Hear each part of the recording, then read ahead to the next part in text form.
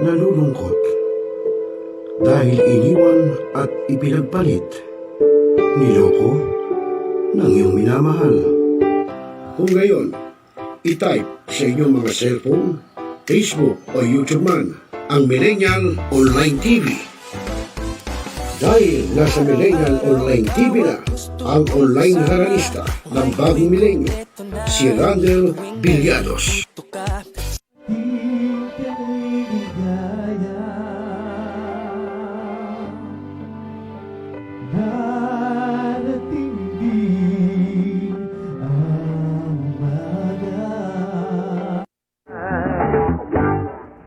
Naninigas ang aking katawan kapag umikot ng plaka.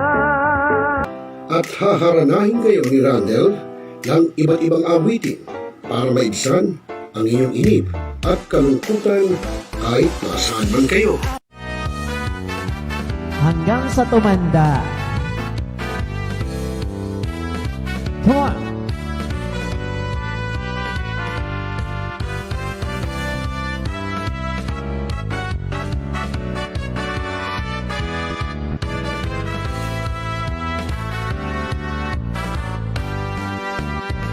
Kung tayo'y matanda na, sana'y di tayo magbago.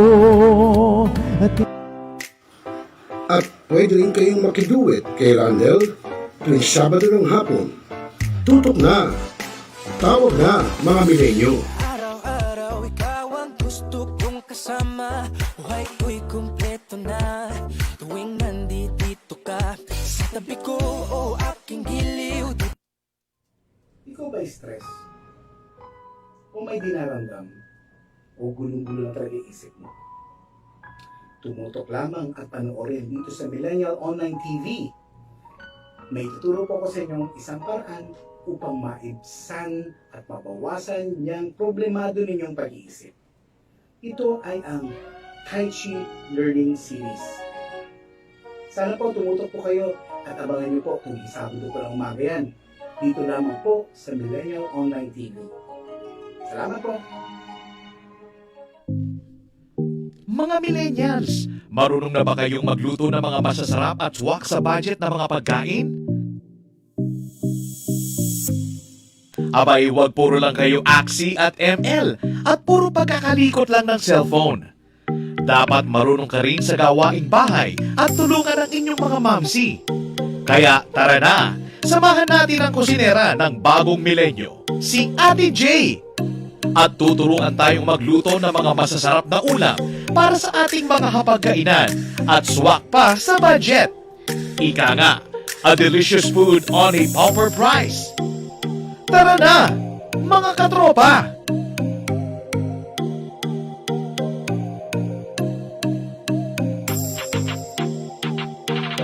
I-type lang sa inyong mga cellphone, sa inyong mga Facebook at YouTube, ang Millennial Online TV.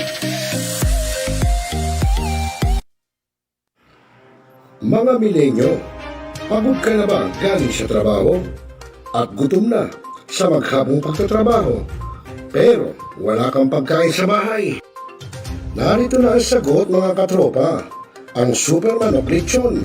Napapawi sa inyong gutom at siguradong mapapa-analyze ka dahil sa tender juicy na jam mo pa at siguradong malinis at bagong katay buhat sa farm, kaya super masalasa at pangmasa pa. Ano pa hinihintay niyo, mga katropa? Takbo na sa Superman of Panteño Siniluan at bumili na, baka maabusan ka, katropa.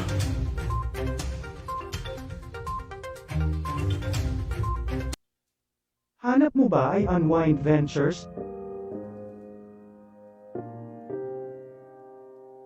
Tara nang mamangha sa mga tanawin.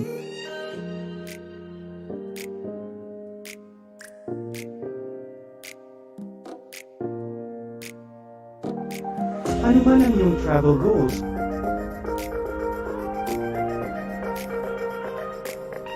Dadalhin namin kayo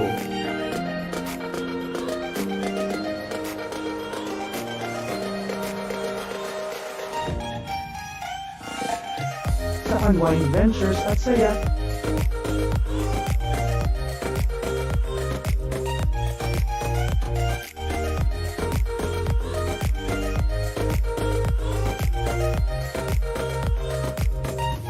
Dito lang sa Wow Biyahe.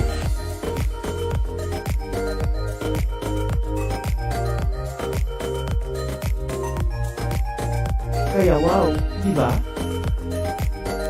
Abangan dito lang sa Millennial Online TV. Barangay, pangunahing unit ng pamahalang lokal kung saan dito pinag-uusapan ang bawat sinalog ng mga residente ng bawat barangay. Dito rin pinag-uusapan ng mga piling halal na opisyal na barangay ang mga proyekto para sa kanilang barangay.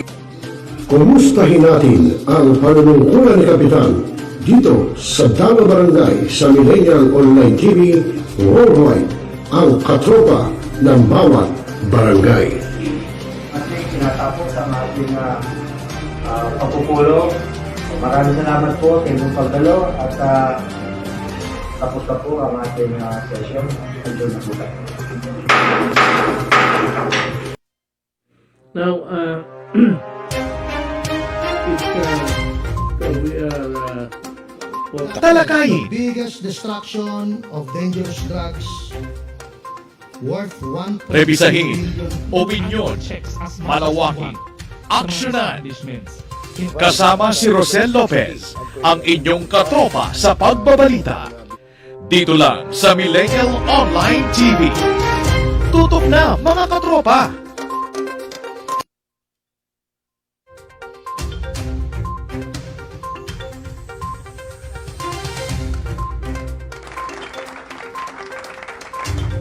Maganda hapon! Magandang hapon mga kabarangay! At sasanyo na po ang programang Dalaw Barangay. At mga kaibigan, ito po'y dinalaw natin ang ating mga kabarangay, yung pong ginawang Pandesal Forum dyan po sa QC. Kung saan po ay tinalakay doon yung tungkol po sa sitwasyon na eleksyon. At magiging ganap sa eleksyon May 2022. Bueno mga kaibigan, oras sa hudyat at sa buong kapuluan, alas 4:52 po ng hapon, Philippine Standard Time. At syempre po, sa ngalan po ni Joshua Sumulat Baltaw, ang ating technical engineer, ako po inyong magiging kasama, kasangga, kakosa, kadabarkats, ka-TFC, kabarangay, Rosel Lopez. At mamaya silipin din natin yung ginagawang pag-iikot po ng ilan nating mga kandidato, no? Kaya po ni Congressman Rodante Marcoleta. Tingnan natin yung kanyang mga talumpati. Na kung ano ang kanyang gagawin kung sakaling siya'y maluklok bilang senador ng Pilipinas. Bilang senador ng bayan. Alam naman ng lahat na ito si Congressman Marcoleta ay napakagaling na isang kongresista. No? Nakita niyo naman sa mga ginagawang deliberasyon doon sa plenaryo ng mababang kapulungan ng Kongreso ay isa siya, no? Sa talaga namang umaatake, lumalaban basta sa tama.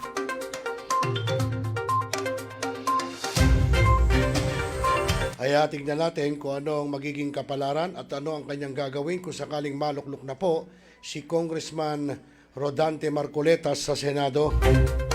Kasi alam mo nyo, yung ating mga kandidato ngayon, maraming mga sinasabi na dapat ganito, dapat ganyan, di ba? Ay kahit naman sa presidentiable no? Ganun rin kahit sa vice-presidente. Pero tignan natin dahil kita nyo naman nung si Congressman, nakita nyo yung kanyang mga birada talaga namang mga makatotohanan at talagang walang kinikilingan. Doon lang siya sa gitna nakalagay. Okay, bueno mga kaibigan, magandang hapon po sa inyo at syempre mamaya alamin din natin sa DOST Pag-asa ang lagay ng ating panahon. Meron ba tayong bagyo? Meron ba tayong low pressure area sa ating PAR o Philippine Area of Responsibility? O ano ang meron? O baka mamaya El Nino na? Hindi na natin lang kasi patapos na po ang buwan ng Pebrero. Ang kasabihan kapag ka Pebrero ay diyan pa lang natutunaw daw yung yelo, no? Doon sa pagitan ng China Sea. yun ang sinasabi, ewan natin. Kaya nga mamaya malalaman natin sa DOST Pag-asa, kay Mr. Pangalan nito, Ordinaryo yata, yung ating weather specialist po ng DOST Pag-asa. Okay, nako mga kaibigan, alas 4:55 na, huwag na natin patagalin at tunghay na natin yung pong lagay ng panahon muwat sa DOST Pag-asa. Magandang hapon sa inyo, DOST.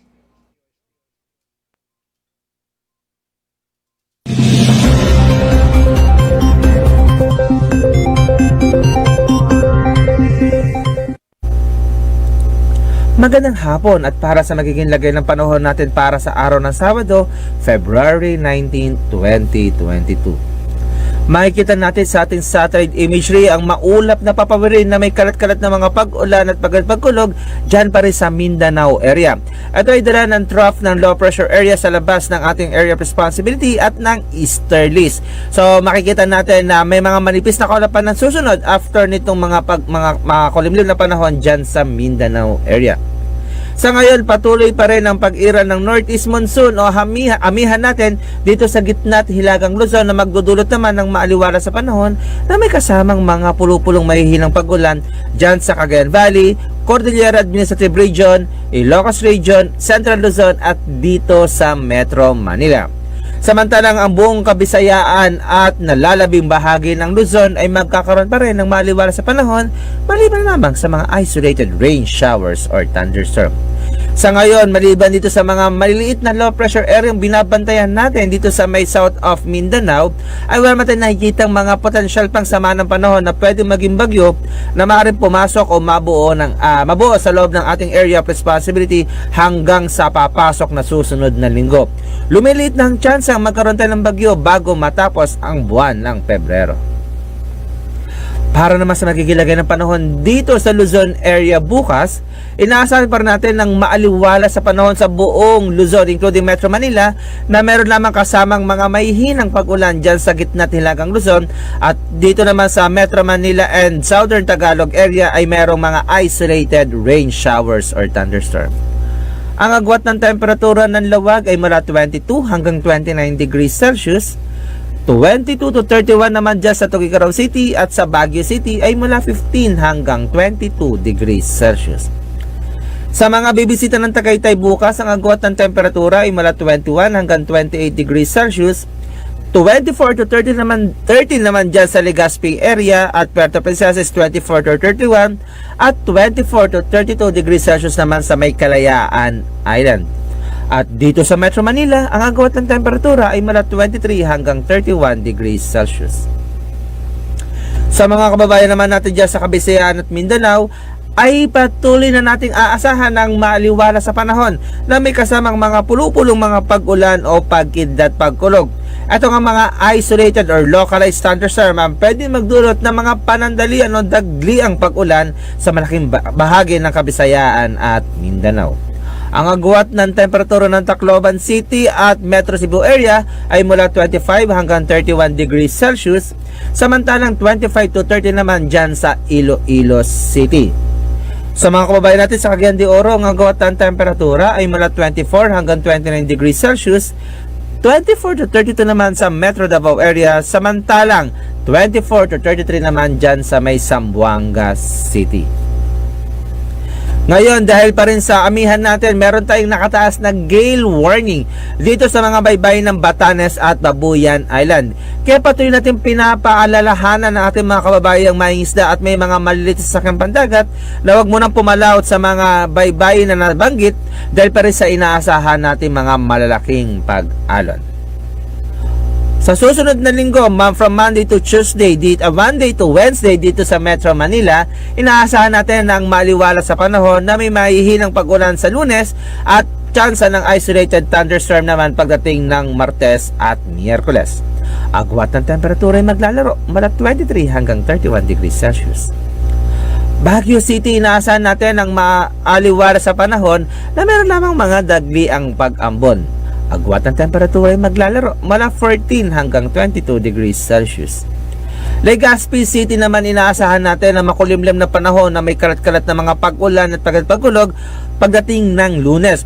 On Tuesday and Wednesday, magkakaroon at sila ng maaliwala sa panahon na merong mga localized thunderstorm. Agwat ng temperatura ay maglalaro mula 24 hanggang 30 degrees Celsius. Metro Cebu area, maaliwala sa panahon din ang inaasahan na merong kasamang pulupulong mga pag-ulan o pagkidlat paggulog. Agwat ng temperatura ay maglalaro mula 24 hanggang 31 degrees Celsius. Metro Davao area, inaasahan din natin ang makulimlim na panahon ng Monday na may kasamang mga kalat-kalat na pag-ulan at pagkidlat pagkulog. On Tuesday and Wednesday ay improved weather condition o maliwala sa panahon ng inaasahan na may kasamang mga isolated rain showers or thunderstorm. Agwat ang temperatura ay maglalaro mula 25 hanggang 31 degrees Celsius. Ang haring araw dito sa kamay nila ay lulubog ng 6:02 ng hapon at muling sisikat yan bukas ng 6:18 ng umaga.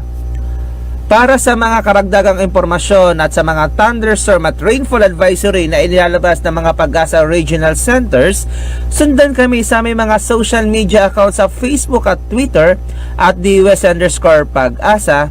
Mag-subscribe sa aming YouTube channel sa DUS Pag-asa Weather Report at palagian bisitahin ng aming website sa bagong.pag-asa.dust.gov.ph. At yan ang latest mula rito sa Weather Forecasting Center ng Pag-asa. Raymond Ordinario nag-uulat.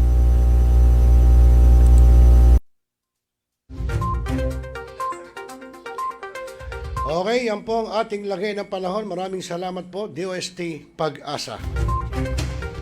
At batiin muna natin yung ating mga tropa pips, yung ating mga kabarangay na laging nakatutok po sa Millennial Online TV. Itong si Brother Arnel de los Reyes, no, ng DNR. Nako mga kaibigan, at ito po'y bagong balita, no, na bago na raw po ang Secretary ng Department of Environment and Natural Resources. Nagpaalam na raw po si DNR Secretary Roy Cimatu. At ang pumalit daw ay si Jim Sanfulna. Tama ba? Jim Sanfulna. No, siya na po raw ang pumalit sa DNR bilang secretary ngayon. Parang bago sa pandinig ko yung Jim Sanfulna tol. Sino ba yan Jim Sanfulna na yan? Saan ba galing yan? Ano ba yan? Assistant Secretary ba yan? Well, anyway, tingnan natin kung ano magiging kalagayan ngayon ng Department of Environment and Natural Resources. Ngayong wala na si Secretary Roy Cimatu. Nakita naman natin nung nakaupo si Secretary Roy Cimatu ay yun, ang ganda naman din at marami rin nagawa. At katulad nga yan, isa na dyan yung Manila Bay at yung pagre-rehab, no, rehabilitation ng Boracay. At hanggang sa ngayon nga, patuloy pa rin nga inaayos yung pong Manila Bay, yung Dolomite Sand. Alam ko mukhang pinagaganda pa at bukas makalawa ay pwede na raw paliguan niya, sabi po. Papayagan na raw paliguan ng mga tao. Okay mga kaibigan, ako alas 5:03 na po ng hapon, Philippine Standard Time. Tuloy-tuloy pa tayo dito sa ating programang Dalaw Barangay. At yun nga, tulad na sinabi namin sa inyo, abay dinalaw namin yung pong Kamuning Bakery kung saan po ay nagkaroon nga po doon ng isang forum, no? Yun nga po yung Pandesal Forum na kung saan ay pinag-usapan po dito, no? Yung tungkol po, no? Doon sa analysis ng Philippine politics, no? Yung paano ang pag-aaral, no? Paano pinag-aralan, ano ang pag-aaral sa politika sa Pilipinas at itong darating na may election. Yan po ang mga pinag-usapan. At ang naging bisita nga po na panelist po ay si Ernesto Abella, presidential candidate at former presidential spokesman, former foreign affairs undersecretary. At syempre po ang moderator, walang iba kundi po si Sir Wilson Flores, no, ng Kamuning Bakery. At syempre nanonood din sa atin si Miss Deverly Imperial, no, nasa Hong Kong. Kamusta naman dyan, Miss Deverly? Bumaba na ba ang bilang dyan ng mga COVID? Dito kasi sa Pilipinas, sabay bumababa na raw. Ayon sa Octa Research, ang bilang ng mga may COVID-19. Okay, sa mga kaibigan, huwag na natin patagalin. Itunghayin natin yung ginawang Pandesal Forum dyan po sa Quezon City para malaman natin kung paano ba ang pag-aaral ng politika dito sa bansa at itong darating na may election. So mga kaibigan, pwede kayo magbigay ng opinion, kuro-kuro, kung meron kayong masasabi, i-chat nyo lang sa chat box at pwede na mating i-relay doon sa mga kinauukulan. Okay? Sa mga kaibigan, tungayan po natin.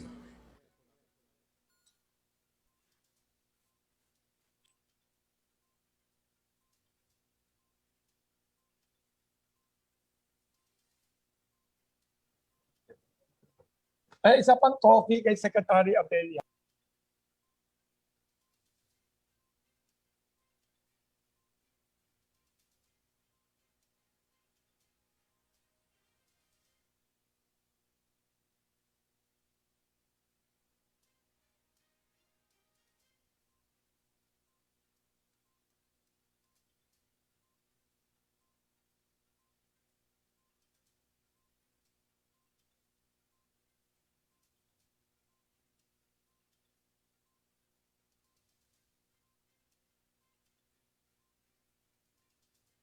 Welcome to Pandesal Forum.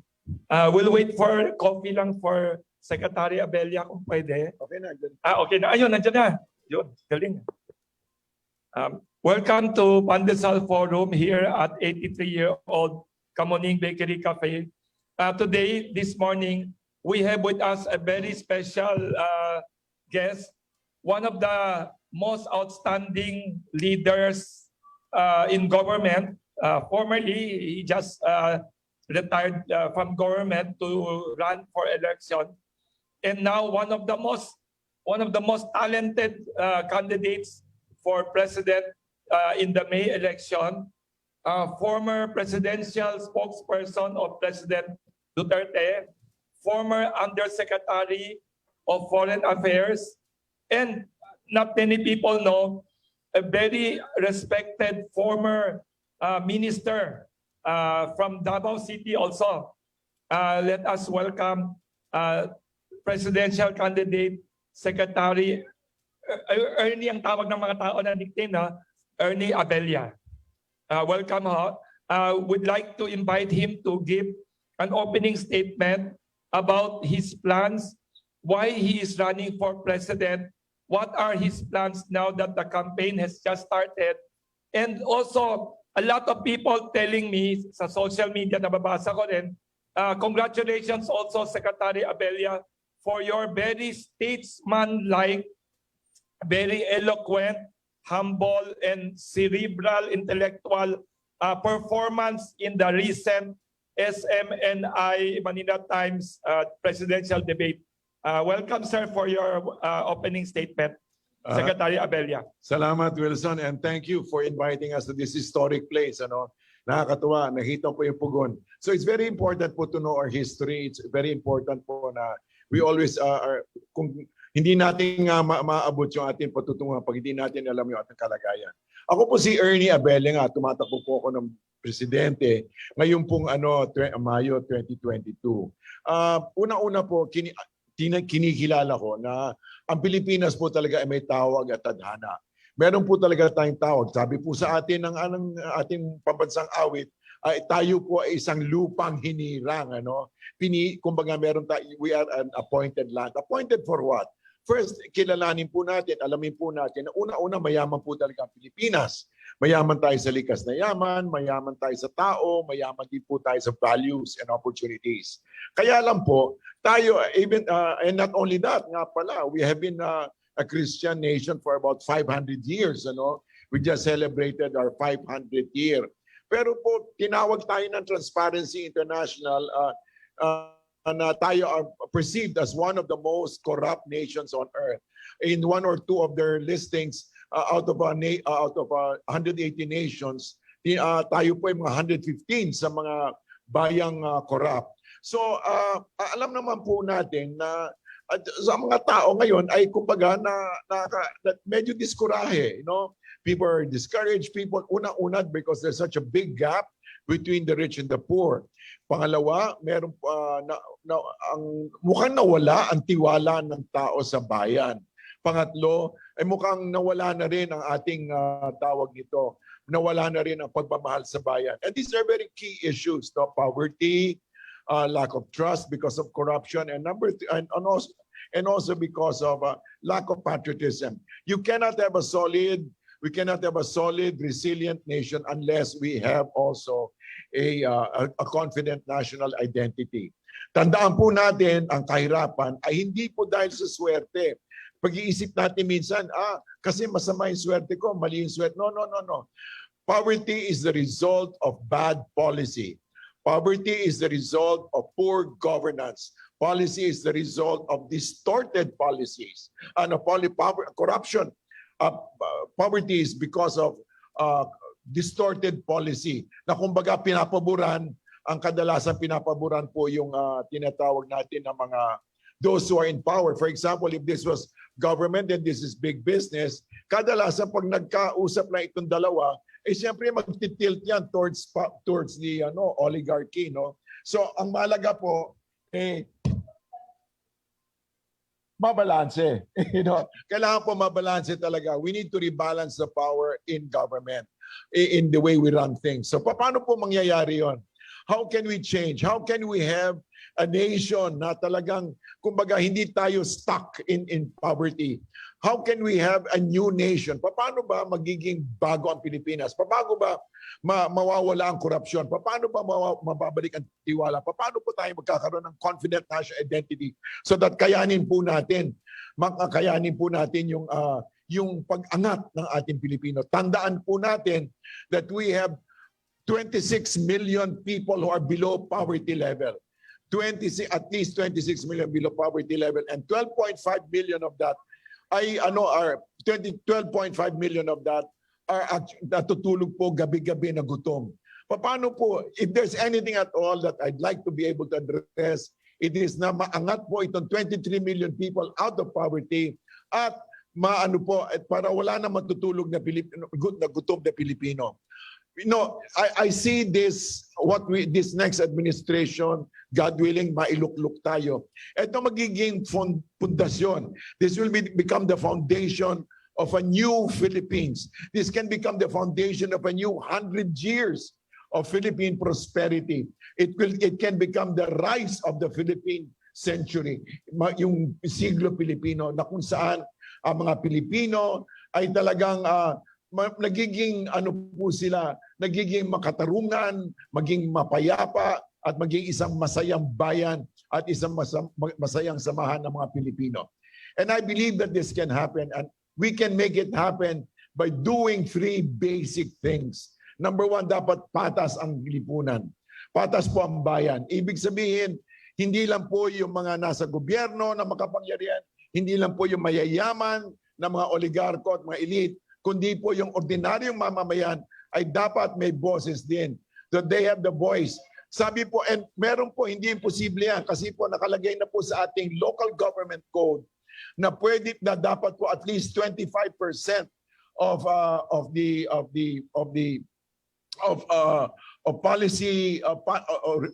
policy implementation and planning should include 25% of the local population.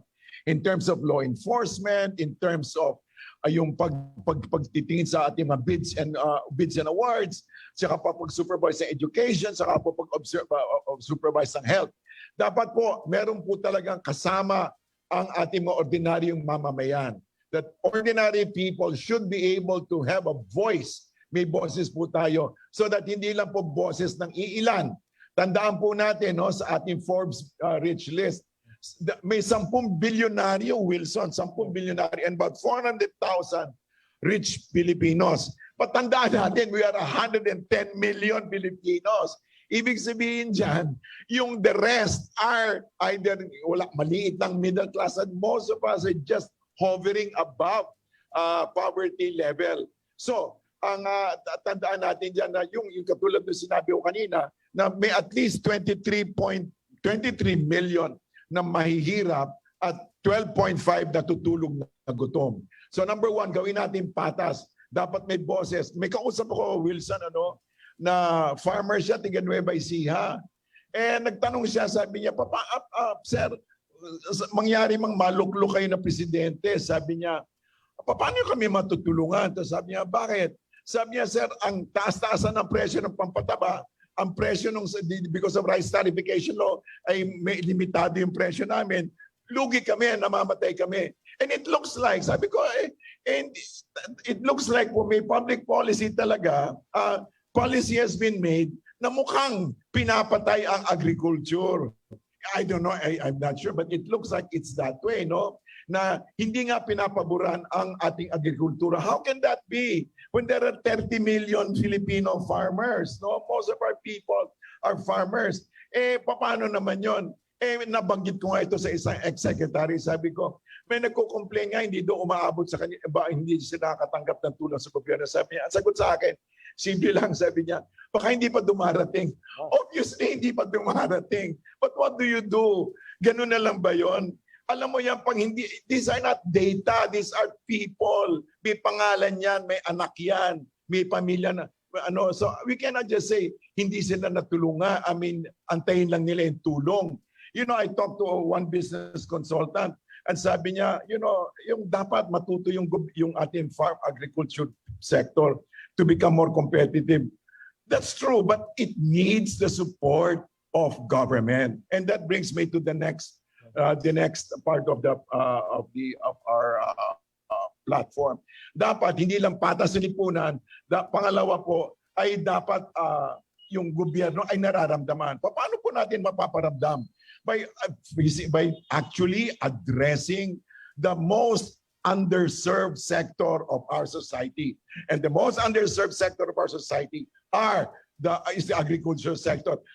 Luzon, Visayas, and Mindanao. Kung titingnan mo, Wilson, yung mapa ng poverty index sa Pilipinas, yung nasa Manila, green pa. Yung nasa Luzon, green. Yung Visayas, green. Pagdating mo sa Mindanao, pula.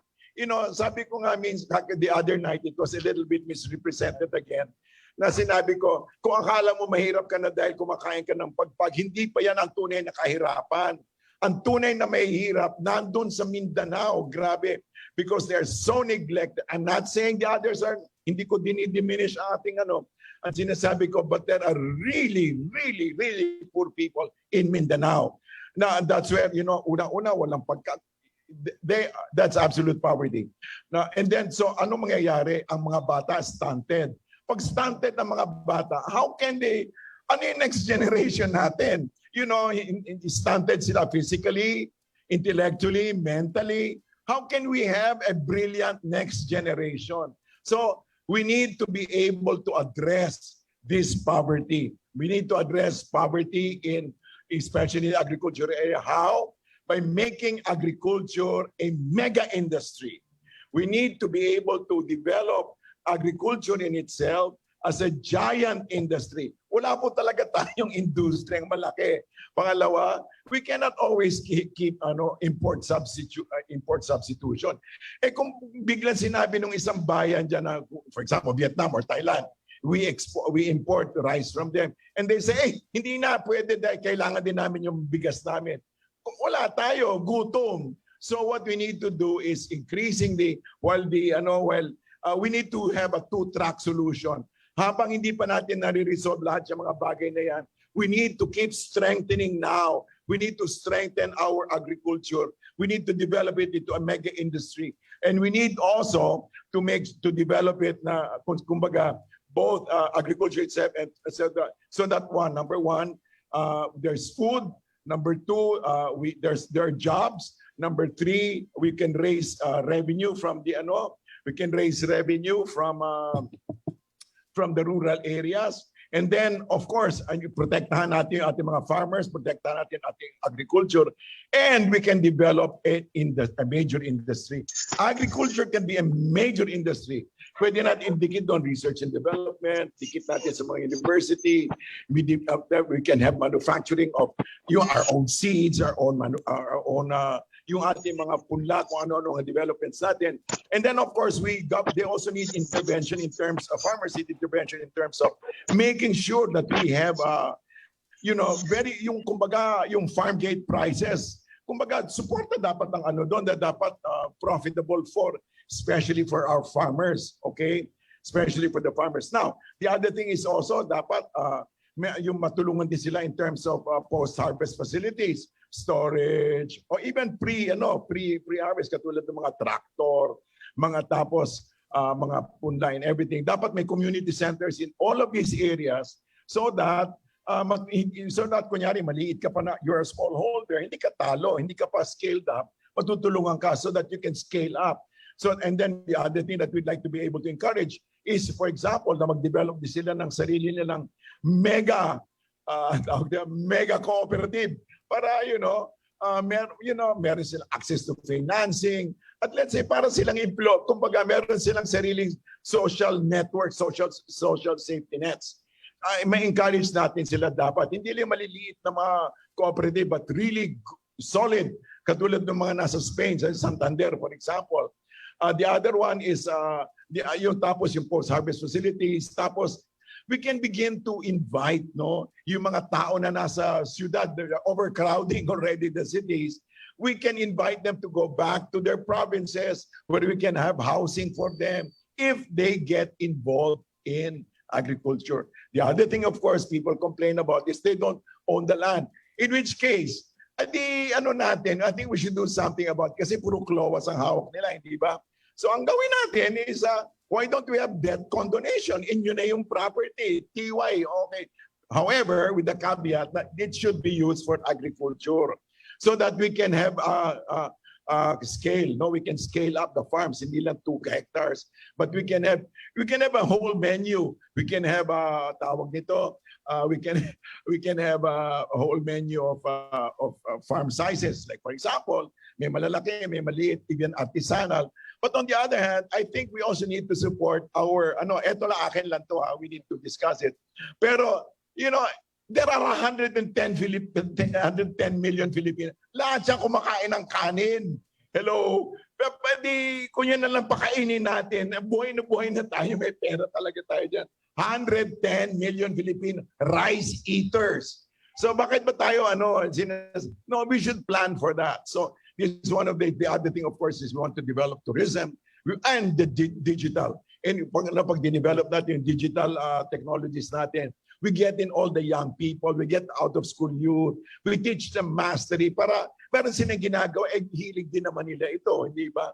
Hilig din naman nila. So if we can provide the kind of education, alternative education, and then hindi na kailangan, hindi ito yung mga, kawawa ka naman, techbook ka lang. No! Techbook is the new frontier. Yung techbook is the new area where you can really shine. Nagbago na ang mundo. Hindi na yung katulad dati-dati na kailangan, you don't have to come from the Ateneo or whatever, green-colored school you have. No offense, Matt, guys. My brother was also from there. But anyway, ang punto is, nagbago na ang mundo. There are new, hindi status symbols, there are new metrics of excellence. And thirdly, of course, and this, I love this, Wilson. The third one is dapat matatag na bayan. Matatag means to say resilient. And the backbone of resilience is really the people. We'd like to develop the next generation of Filipinos to become the backbone of our confident national identity. We'd like to develop a national volunteer corps, Wilson, in which case we want to challenge ages 18 to 35 people, ages 18 to 35, to become part of this national volunteer corps para sumali sila. They become like Peace Corps. Para silang Peace Corps in our own nation.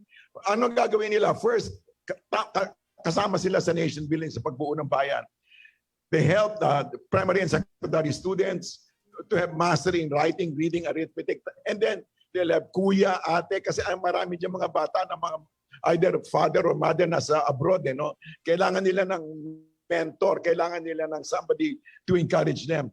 And then ito tuturuan ng 3 things. History, values, problem solving, project management.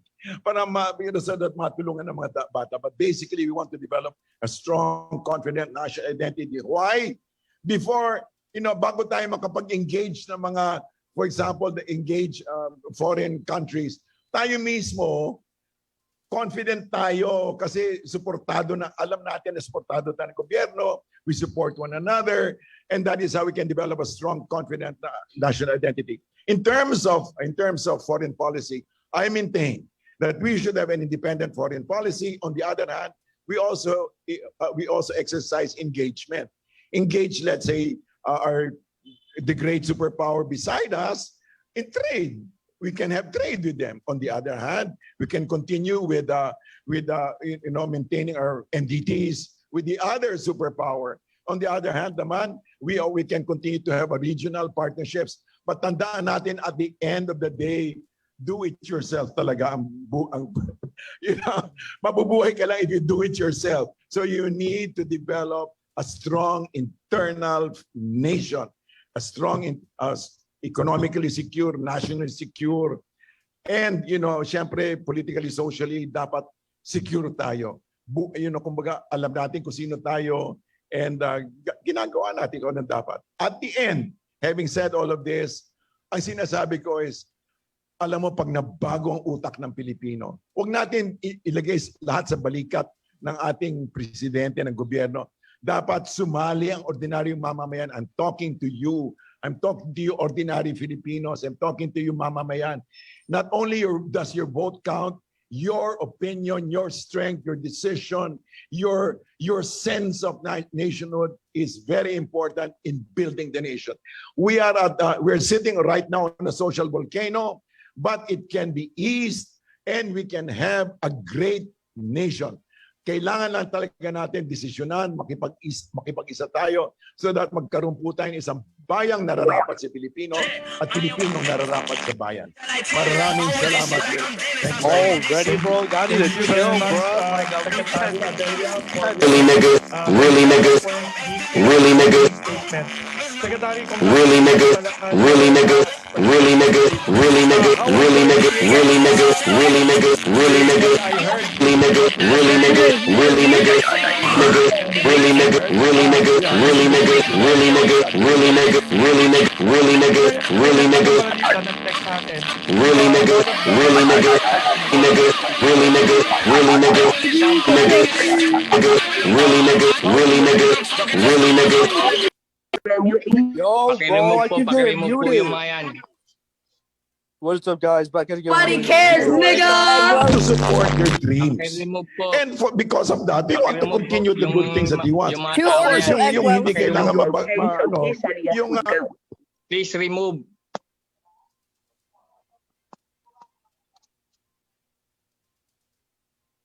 Please remove. 2 orders of egg rolls. We should keep doing that. And we should also go beyond and build the next generation. The next generation of people. In other words, let's build our human resources. Let's build our human capital. Let's build the next Filipino generation.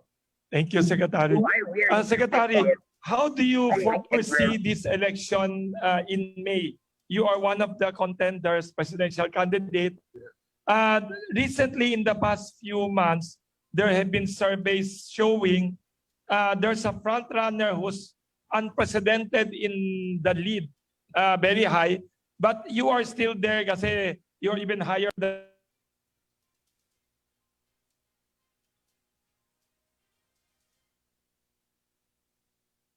yun ang curiosity of some people kasi the lead seems very, very high compared to the past elections, 60%.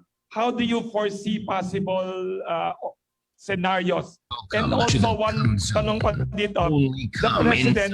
Anime girls, quivering clit, double-jointed pussy, fresh balls, elegant ejaculation, first the kiss, then the cum. Yun si President is still popular, pero this is the first time yata a sitting president, outgoing, has not endorsed anyone yet. Since you were a former spokesperson, na very good to the president and always loyal up to the end, is it possible that he would endorse any one of you among the candidates or totally none? People are curious lang.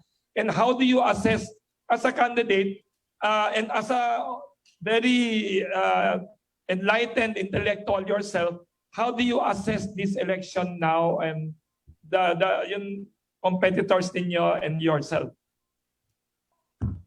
The way we see it, based on, for example, the current developments, no, na things can be very serendipitous, no. Ibig sabihin, mukhang may mga nangyayaring maganda naman. I mean, like for example, may scriptures and scripture, what people plan for evil turned out to be good. But anyway, nakakatuwa. No, now that you ask it, yung unang, ano yung pangalawa yun? How do you foresee this election? And then the survey ratings in the past few months, some very high, some ano. Can the rest of you still catch up, do you think? Alam mo, katulad ng isang gabi, biglang may nangyari, di ba? Yeah. And suddenly, tsyuk, gano'n na lang. In other words, alam mo, may some saying, no? Yeah.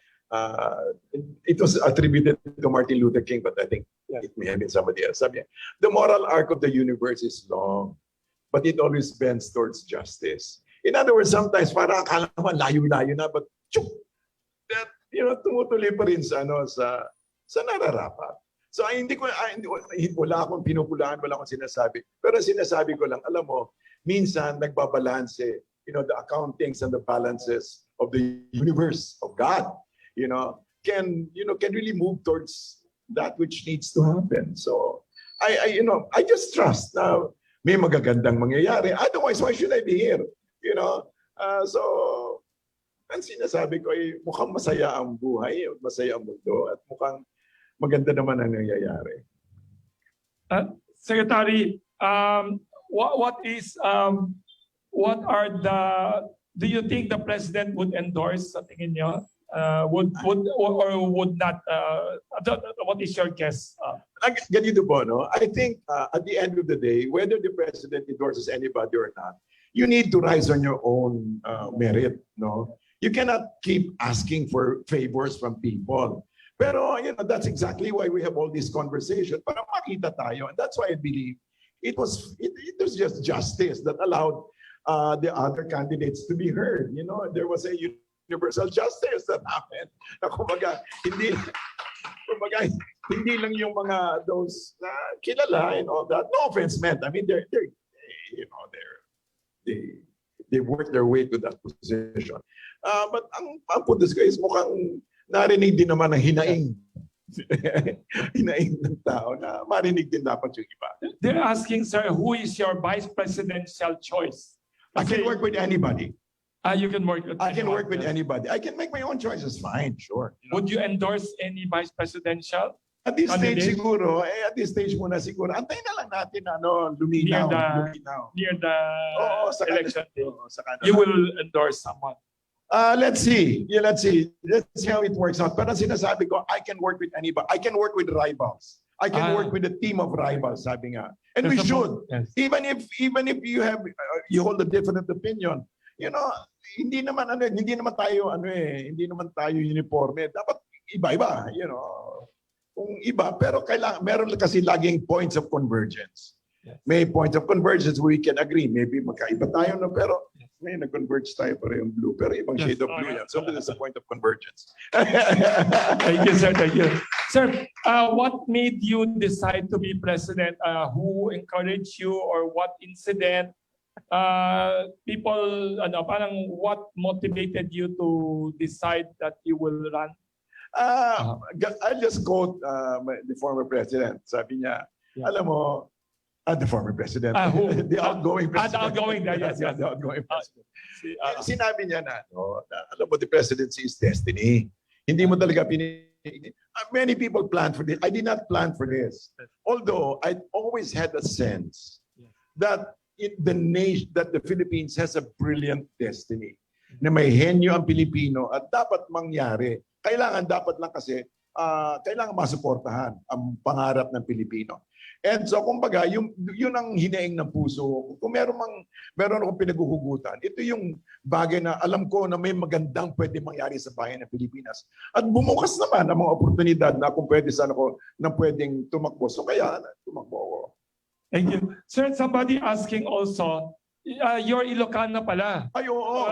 Yung bigat ka na kaya Minita. Tiga norte kayo, solid north, amok data, solid north. Amuyo So you're Ilocano talaga. What is your hometown? Diba Davao? Pero you're Ilocano. Siyempre, ang Ilocano kasi is a great tribe of immigrants. No? So you can claim two hometowns. North and South. You can claim North as your ancestral home region, and Mindanao also as your real hometown, where you grew up. Yeah, good ko nila ko Visayas. You can speak both. Correct. The most important, aside from Tagalog, Ilocano and Bisaya are the most important. Correct. So it's not true pala there's only one Ilocano running for president. Dua. Two pala. Wow.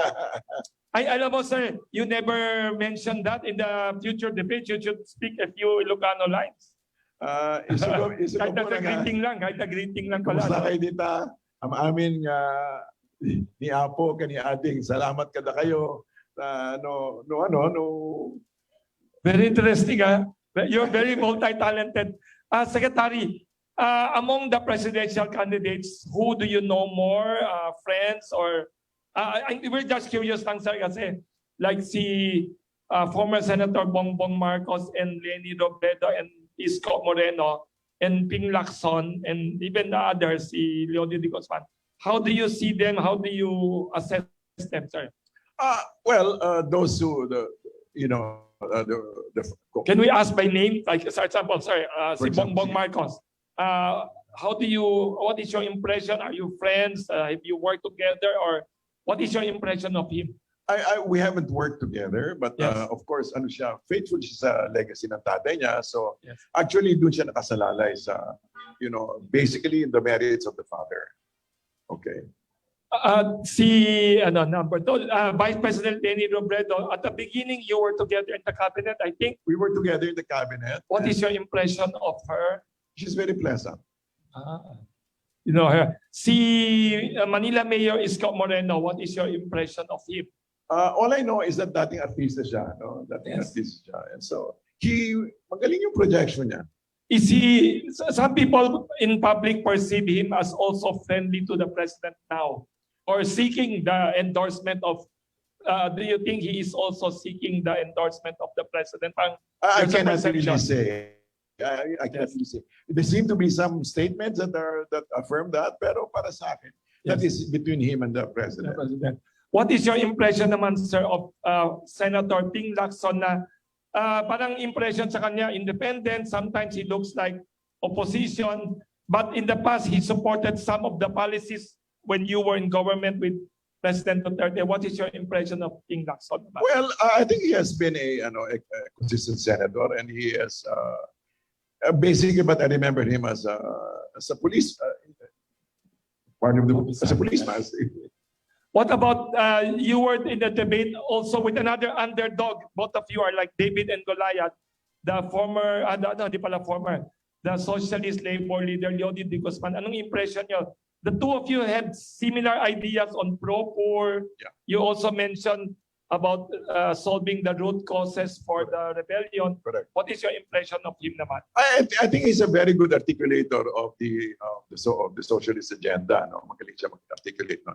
Ang iniba siguro namin is that I come from also, I would come from a communitarian agenda. Basically, kumbaga, it's the perspective of Christ. No? It's the perspective of Christ.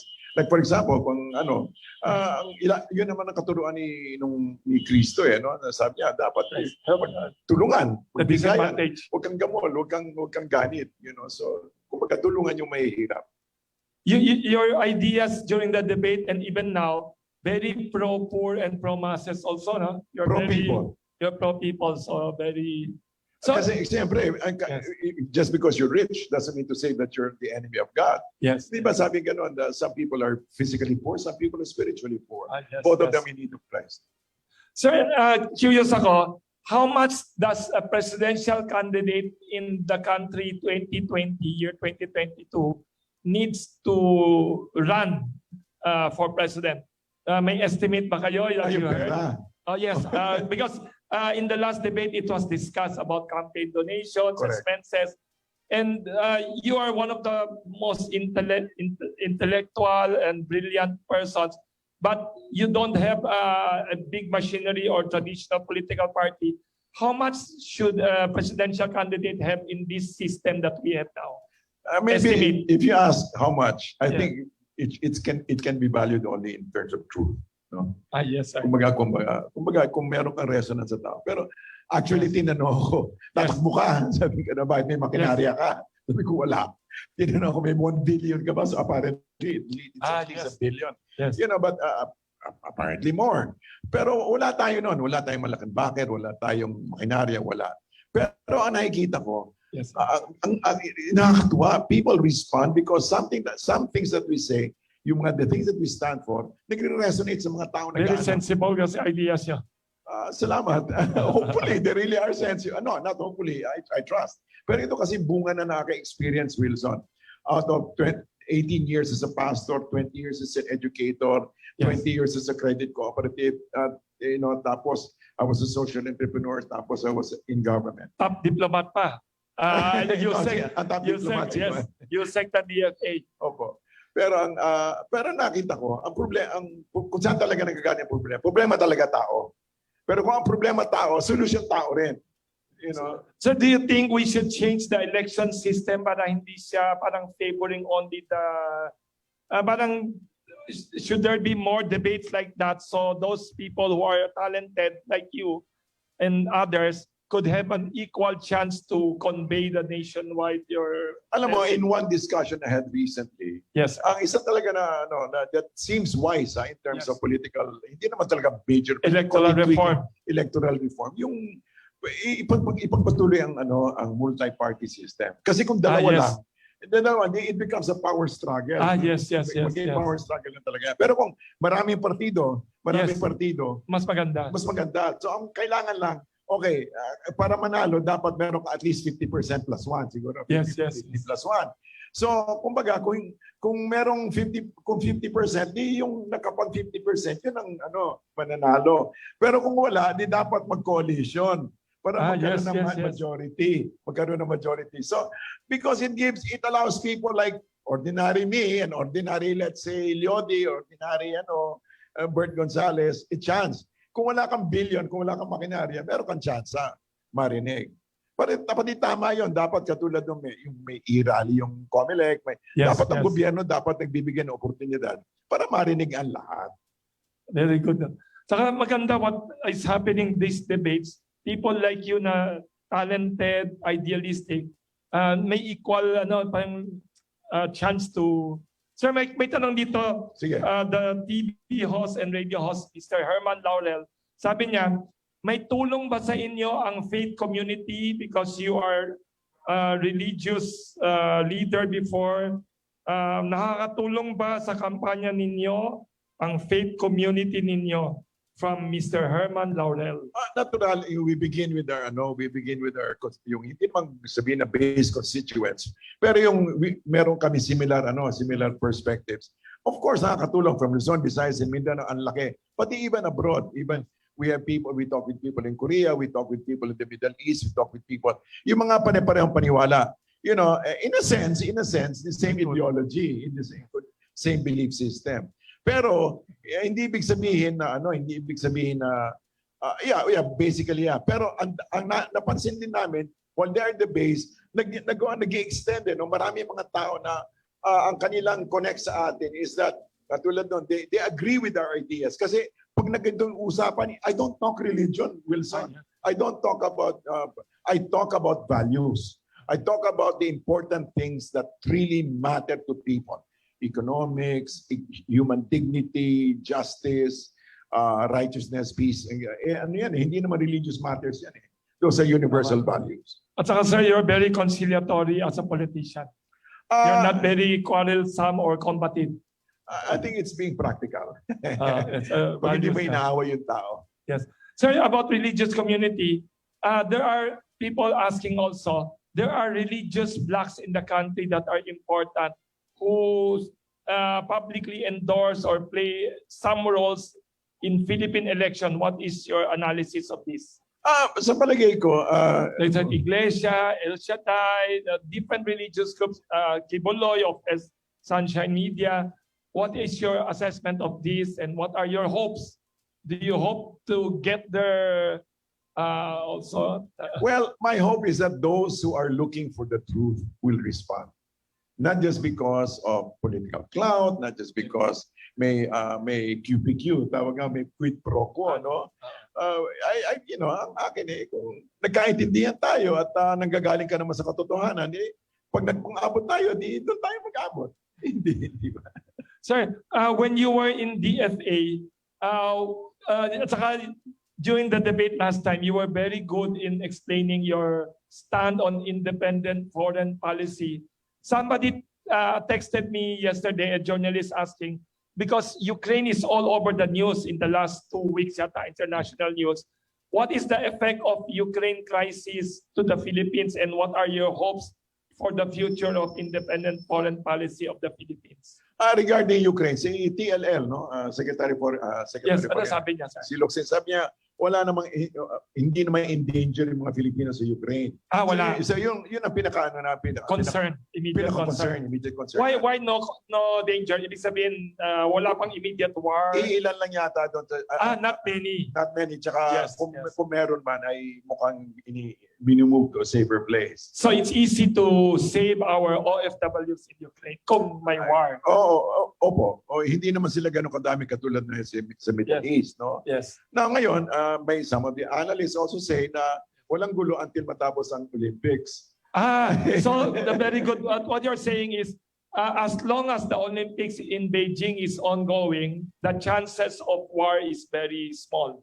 The chances of war are lesser siguro, no? Tsaka meron naman mga hindi natin alam mga backstory, pero mukhang nag-withdraw naman nag-withdraw din naman ang the Soviet Union, hindi na pala Soviet Union, Russia withdrew some of their forces from the borders. Yes, yesterday I apparently they did. No? Was it because of the commitment down Ukraine publicly said they're no longer joining NATO? Is it true? I don't know if it probably could be that, pero siyempre siguro there were other factors kasi usually it's a confluence ba many reasons why war should start. Yes. You know, it can be a ridiculous reason, but anyway, katulad ng First World War. Yes, somebody was shot. Somebody was shot, and then the whole region went up in flames. Correct. So kumbaga, there are many reasons. So, pero if you were asking about independent foreign policy, I believe we should, like I said earlier, the Philippines should continue to defend its be very clear about its independent foreign policy. On the other hand, we should continue to maintain diplomatic relations, for example, economic relations with China, and of course, ang ating relationships with the United States. Now, for example, the entity is still there. But again, like I said, we cannot always connect with that. I mean, but it helps. It really helps. But some people, for example, feel that, the Philippines is a useless ally. May naglabas na think tank na sabi Philippines is useless to the US. Well, huwag natin personally yan. Ang sinasabi ko lang is let's continue to be ourselves. But the most important thing is paigtingin natin ang internals natin. Dapat maging malakas tayo sa loob. Until such time as we can actually that kumbaga it will make it difficult for people to bully us. Kumbaga we should have our own defense that is credible, parang ganyan. In other words, if people try to hurt us, we'll make them sorry for it. They will think twice. Yes. There's another question related to Ukraine now. Somebody texted, what if just in case Taiwan and China conflict and the US wants to get involved with Taiwan, will we be dragged because of the MDT? Or do you think we should not be dragged into that? No, the MDT will not kick in because of that. I mean, you can have position. And what can we do? In terms of, But we could probably continue to be neutral about other issues na hindi sa atin. And we need to protect our interests. More important, our own interests. Our own interests. We cannot be parang involved in other wars. We're not capable of that. Or our bases used by them for war. Well, that's something that has to be negotiated and discussed. Okay, that's something that. Very good independent foreign policy. There's another question here from Miss Ana Malindogoy. Sabi niya, Sir, columnist siya, Miss Ana Malindogoy. Hello, Ana. Yes. If you become President, Secretary Abella, Do you agree that external powers, particularly the US and its allies, and its allies, should be part of the COC on the South China Sea, or they should not? What is your position given that China is not amenable to outside countries of the region being part of the COC? Please expound on your opinion. COC, of course, code of conduct, and we Yes, already talking with that in terms of ASEAN +1, hindi ba, para ASEAN plus China. Kausap natin talaga COC. Ang paniwala ko, bago tayo magdagdag, mag-usap muna tayo. Among ourselves. Mag-usap muna tayo among ourselves. Kasi unang-una, ang interest naman talaga na, let's say, somebody, a great power like US, ang kanya naman talaga interest is freedom of operations, hindi ba? Yes. Freedom of navigation operations. Pati ang talaga interest naman nila, sa palagay ko lang, hindi naman talaga dito sa South China Sea, kundi yung actually Strait of Malacca, hindi ba? Kumbaga gusto nila that sort of thing. But on the other hand, ayaw naman natin, ang pinoprotektahan natin that we become part of a proxy war. We do not want to be anybody's proxy. That's very good. So you don't want any of these superpowers to drag us into any of their quarrels? Para malinis ang kamay nila? Yes. Hindi pwede yun. Tama. So that you had the same stand as President Duterte, which is very practical. It should be what is good only to the Philippines. Mine is basically, my approach is pragmatic. Yes. Hindi ba? Sir, my follow-up question siya. Sige. Do you believe this 21st century, from Ana Malindogoy, do you believe that this 21st century is our Asian century? What is your perspective on this? Sabi niya, thank you daw, Secretary Amelia. Pakiulit. Sabi ni Ana Malindogoy, do you believe that this 21st century is the Asian century? What is your perspective about this? Yeah, I believe Asia is on the rise, but I firmly believe that if we do the right things, it can be the Philippine century. Very good. Very optimistic. So you're a visionary, also and optimistic. Sir, may tanong pa si Ana Malindogoy about politics naman in the Philippines. What is your stand about many people suggesting parliamentary system instead of presidential? Are you in favor of constitutional change in the Philippines, changing our form of government from the presidential system to parliamentary system? Why or why not? From Ana Malindogoy. Eventually, it should happen. Eventually, it should happen. Alam mo, ang ganda nangyari. Let's say, for example. Why daw, sir? Why? Una, you have, for example, let me take the example of, Germany. Hindi ba, Angela Merkel was Prime Minister for 18 years. And very good. And very good leader. Yes. Very good leader. So in other words, kung may parliamentary system ka, pwede tuloy-tuloy. Dahil kung magaling ka, tuloy-tuloy. Kung hindi naman, tanggalin ka. Pwedeng hindi kailangan maghintay ng 6 years. Pwede na tanggalin. Pwede ka nang tanggalin. So wala nang EDSA. Vote of no confidence. So if you don't want the leader, hindi na kailangan mag-rally, EDSA. Aalisin agad. There's a mechanism. But then you vote of no confidence, close down the government, then let's have a re-election. Maganda yan, ha? Hindi ba? Tapos, that's down the road kasi syempre, dapat kasi incremental, no? Ang una naman yung party system muna. Well, ayun pa. It will strengthen the party system if the parliamentary. Tama. Hindi original sa akin yan. Kay Lito Lorenzana yan. Yung si Christian Democratic Party, centrist. But anyway, I acknowledge it to him. No? Pero ang puntos ko is, I'm willing to get ideas wherever they are. Black cat, white cat, just as long as it catches mice. That's okay. Galing. Deng Xiaoping, ano yan? Ang quotation. Galing nyo. Deng Xiaoping. Magaling kayo. Sinabi yan ni Deng Xiaoping, magaling kayo. Sabi niya, nabasa kaya na, kasi sabi ng mga tao noon, bakit ikaw communist government ka, socialist, bakit ka may capitalist reform and all that? Sabi ni Deng Xiaoping, it doesn't matter sa ideology or whatever, whether white or black, basta it catches mice. Importante, hindi ka nakahawak sa ideolohiya, kundi prinsipyo. Prinsipyo lang talaga. Una, I give you the principle. I can give it to you very practically. 4 points. Number 1, whatever we do, it should benefit the people. Pangalawa, it should protect the environment. Pangatlo, dapat may revenue. Yes. Whatever we do should be productive. And pang-apat, purpose. No? Yung purpose, in other words, alam natin kung ano, yung purpose mo, people enter into politics because they want to maintain their own personal fiefdoms. Yes, You know, they want to maintain their money, they want to maintain their power. Political dynasty. Mali yan.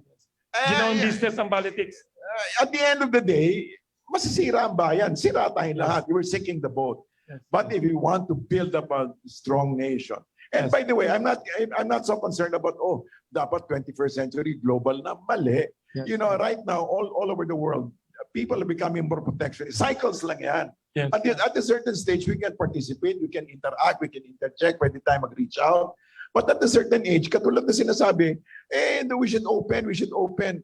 Huwag muna, kasi may masisirang Pilipino. And yung may masisirang mga mahihirap na Pilipino, habang may ganyan, dapat huwag muna.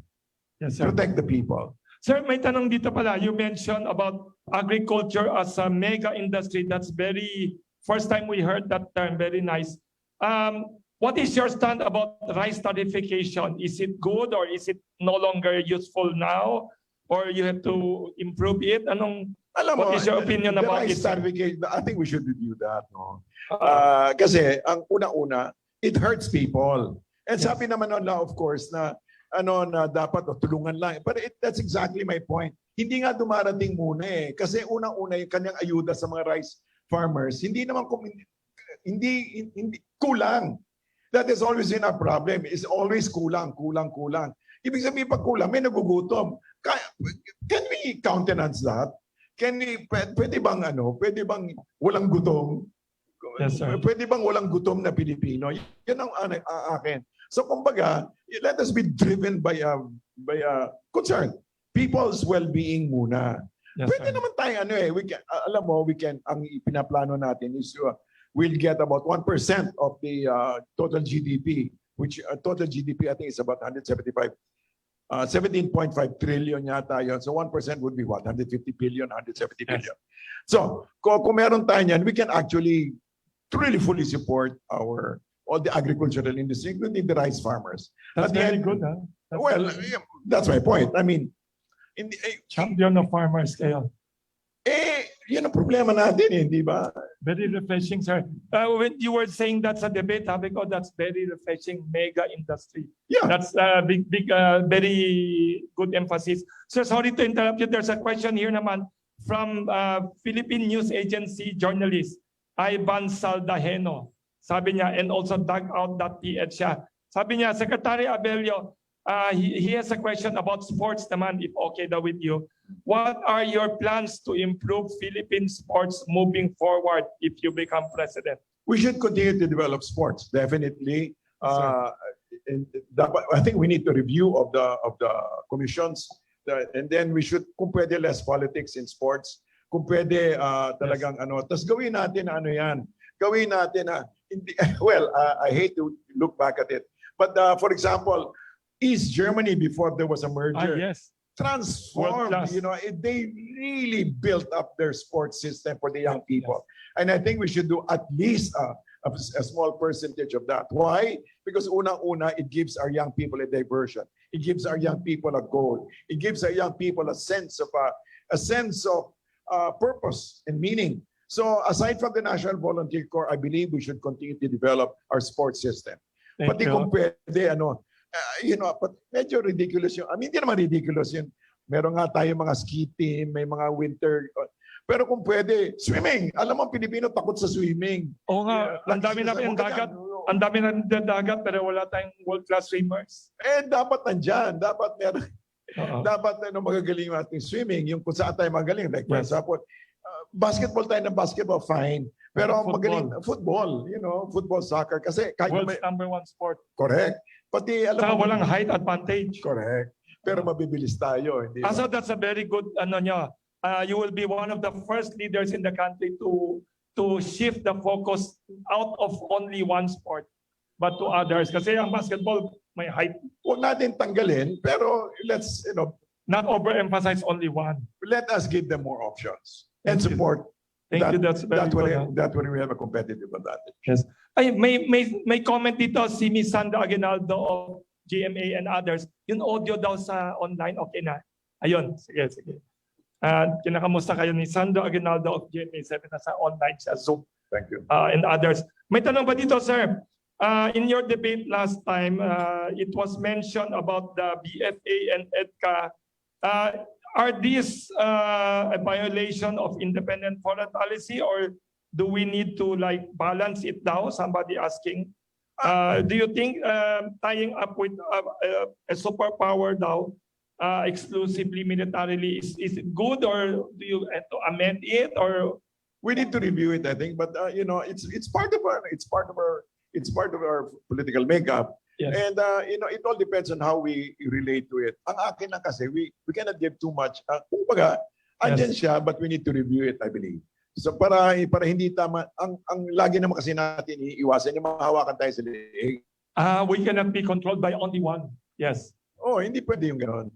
Basta, kumbaga, meron tayong sensible na relationship, magkaroon tayo ng mutual respect. Pati walang... There should be a review of this, sabi niya na. There's another question here, sir, from Miss Sandra Aguinaldo of GMA7, nasa Zoom siya. Sabi niya, Secretary Abelio, how would you grade the performance of the Duterte administration? Maybe from 1 to 10. Sabi ko nga, balikan ko ha. Can you give a number, sir? How do you grade it? I will use the metric used by the surveys. Yes. Ilan ba ang percentage siya ngayon? What is the survey? 60, 70? 60 plus, the latest. And for how many years na yan, ha? This is his 6th year. So he's doing pretty well. What are the 3 aspects that he did very well? Why is he so popular? Sa tingin niya lang, sir. Unang-una, maybe top 3, many things that he has done. 3 that you love the most, that you admire the most. Not admire the most, but what people really like the most. Like the most. Number 1, he connected with the ordinary people. Yes. He gave them, para sa akin he gave them back their sense of dignity. Yes. Ay, yung masa talaga parang na-boost niya moral. Oo, nag-connect siya. Sabi ng tao, ano pala kami, okay pala kami. Meron pala pumapansin sa amin kahit na may hirap na kami. Yes. Pangalawa, he made people safe. Peace and order. Peace and order. Yes. Pangatlo, he made people in the city. Number 3. He made people laugh. Ay, oo nga. Uy, sir, ang galing niyo. Sir, alam niyo, observation ko when you were in cabinet pa and he was there. Whenever he talks, sabi ko, pag wala siyang trabaho, si President Duterte, pwede siya stand-up comedian. Nagpapatawa siya na hindi tumatawa na serious face, biglang lang nagpapatawa na pala. Alam mo, that's Sir, he really has a sense of humor. Kung walang camera, walang media, talagang nagpapatawa din siya in private. Alam mo, Bisaya, may sense of humor. It's a very ironic sense of humor. But ironic sense of humor. Ironic sense of humor. So sa tingin niyo, that's one of his popular traits that people want, that people like.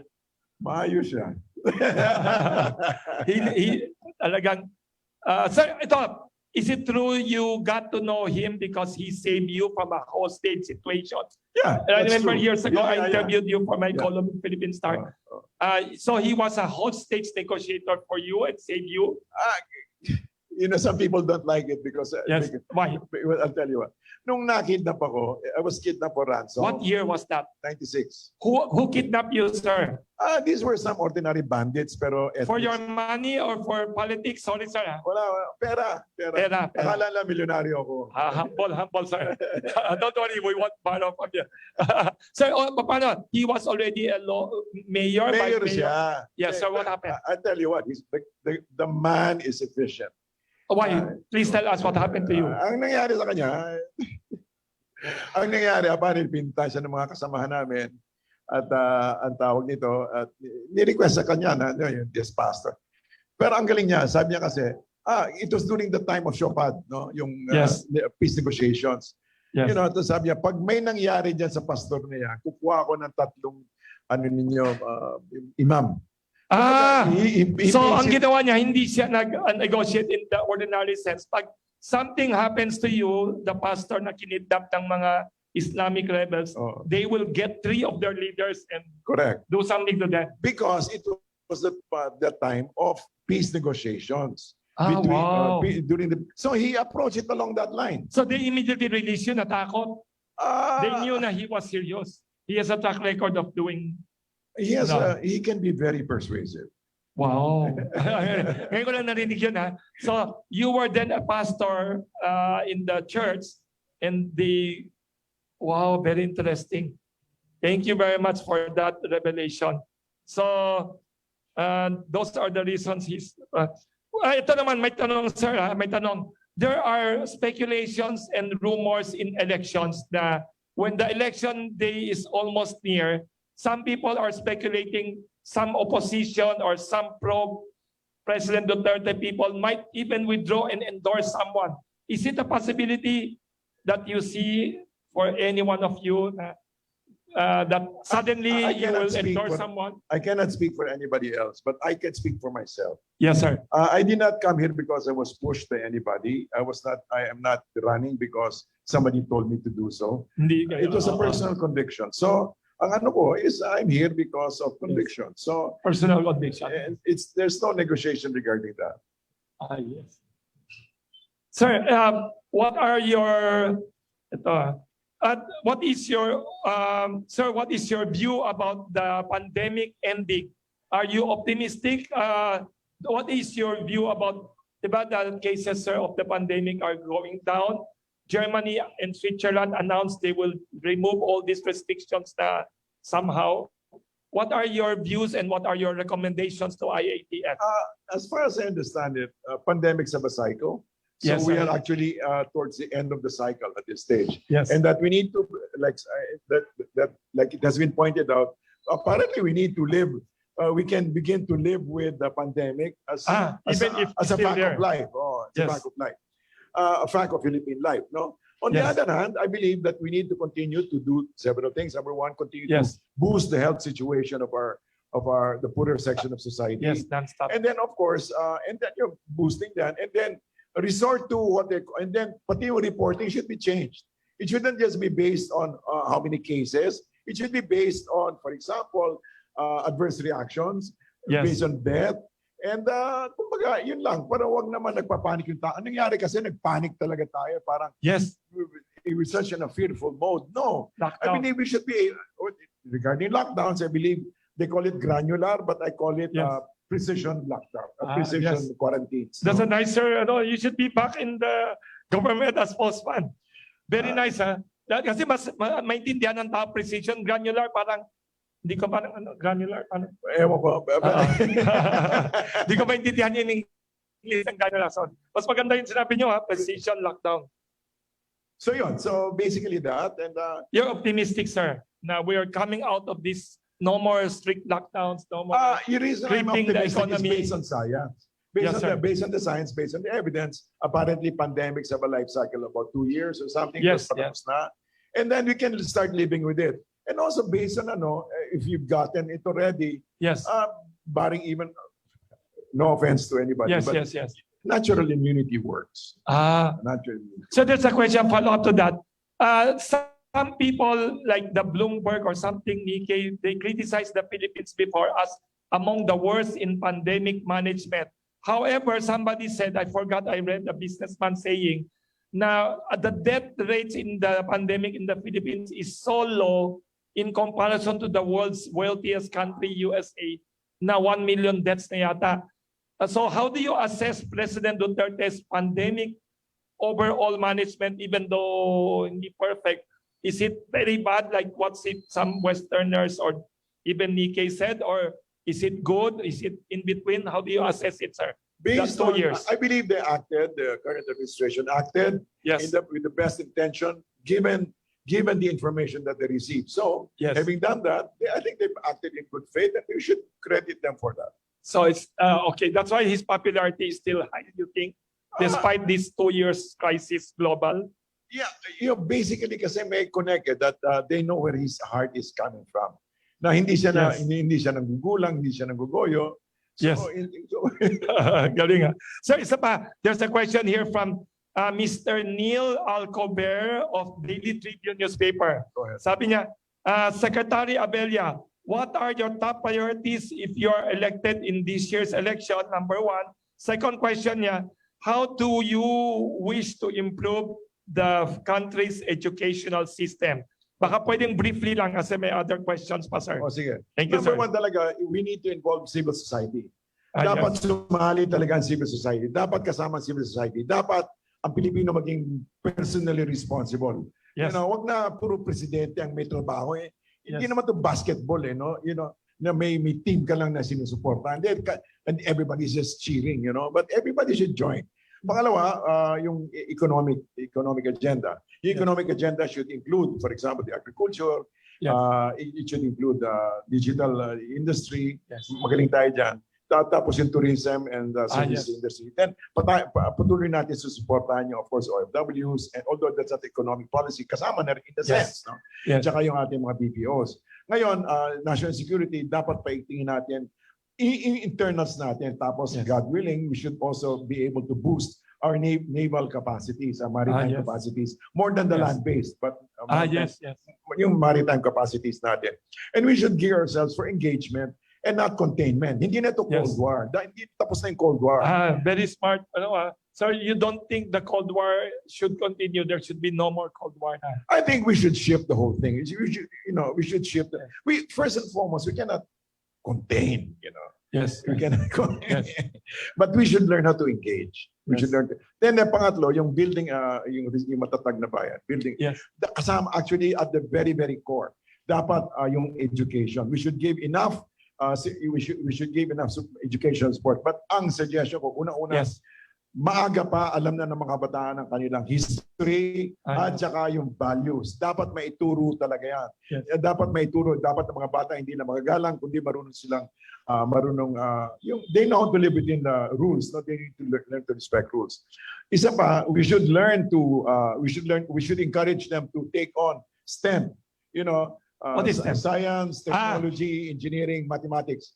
More science and technology. Yes, we should naiiwan. And we should give more scholarships for that. We should give more scholarships for people or engineers, computer engineers. Galing. We should do that. We should produce more engineers than lawyers. Dapat. Sir, sorry, there's a question here from Mr. Herman Laurel. Sabi niya, pakitanong kay Secretary Abella, how does he assess the Philippine media today? And what are your hopes for Philippine media? Sabi niya, magulo ba ang media situation natin? Or sabi ni Mr. Herman Laurel, how do you assess Philippine media situation? I think what has happened has worked out for good. Media is more democratic. I mean, can you imagine this? We're having this. Yes. And we're getting a lot of coverage. Yes, and many people. You get somebody like SMNI, dapat hiwalay natin SMNI from Kiboloy. Kasi SMNI it's a legal entity in itself.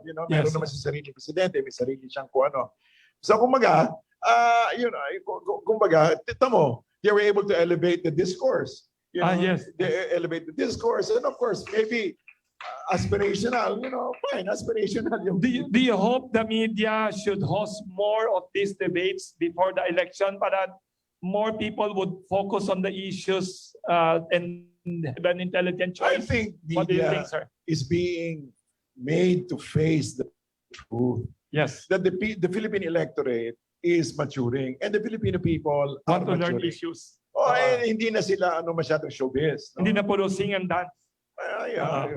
Some people still like sing and dance, but Do you sing? Do you dance? Sorry. not to gain votes. Can you make jokes like President Duterte, di ba? Iba naman ang sense of humor niya. Iba naman yung akin. Respeto ko naman siya. Natatawa nga ako sa mga jokes niya.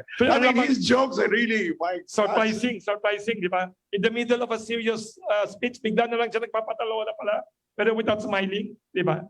Kung Bisaya ka, mas ma-appreciate mo talaga. Talaga? Kung maniwala ka. Sir, kasi you're Bisaya and Ilocano at the same time. Correct. I'm bi-coastal. So, these are your important, So, what are other, sir, are there other political changes you want seen in the Philippine politics na as a presidential candidate, what are your frustrations na parang unfair, not good? Do you want, di ba in the South America, there is what do you call this? Pag natapos sa election, there's another two more, the two highest, they have another runoff. Election. Is it a good idea, runoff? Yung kung multi-party, may runoff. Yes. Para magkaroon ng majority. Yes. Magkaroon ng majority. Para hindi naman kulelat yung tao. Nangyayari nga dito. presidente nga, pero kinakalaban ka ng mga kung sino-sino dyan, yung legislator. Ay, what about VP and President dapat running together? Ang weird our system here, in the past 20 years, 30 years, we always have a President, kaaway niya ang VP. Should it be the President and VP should be elected as a team? Kung ako lang, what do you think, sir? Kung ako lang gano'n. Yes, sir. Kaya lang, kung multi-party system, baka it might not work out that way. It might not work out that way. Yes, but having said that, ang suggestion ko is that I would still go for a multi-party system.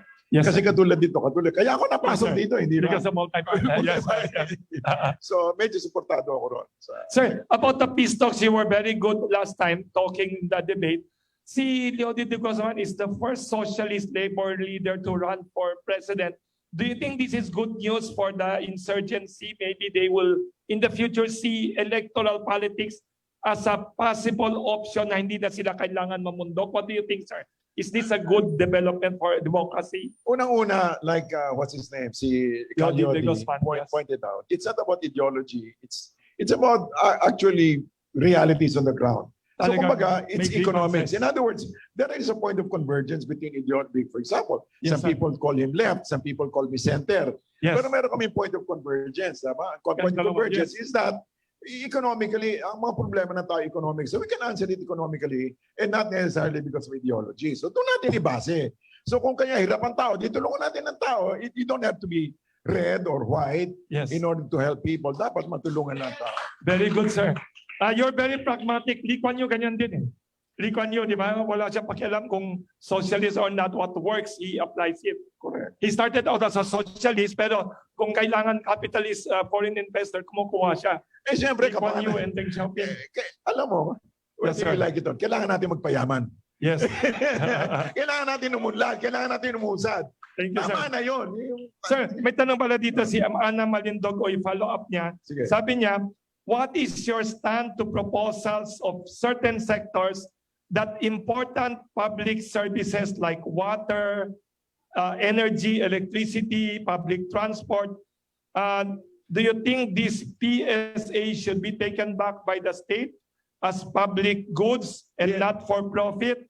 At the moment, if not all, but most of the public service utilities are privatized.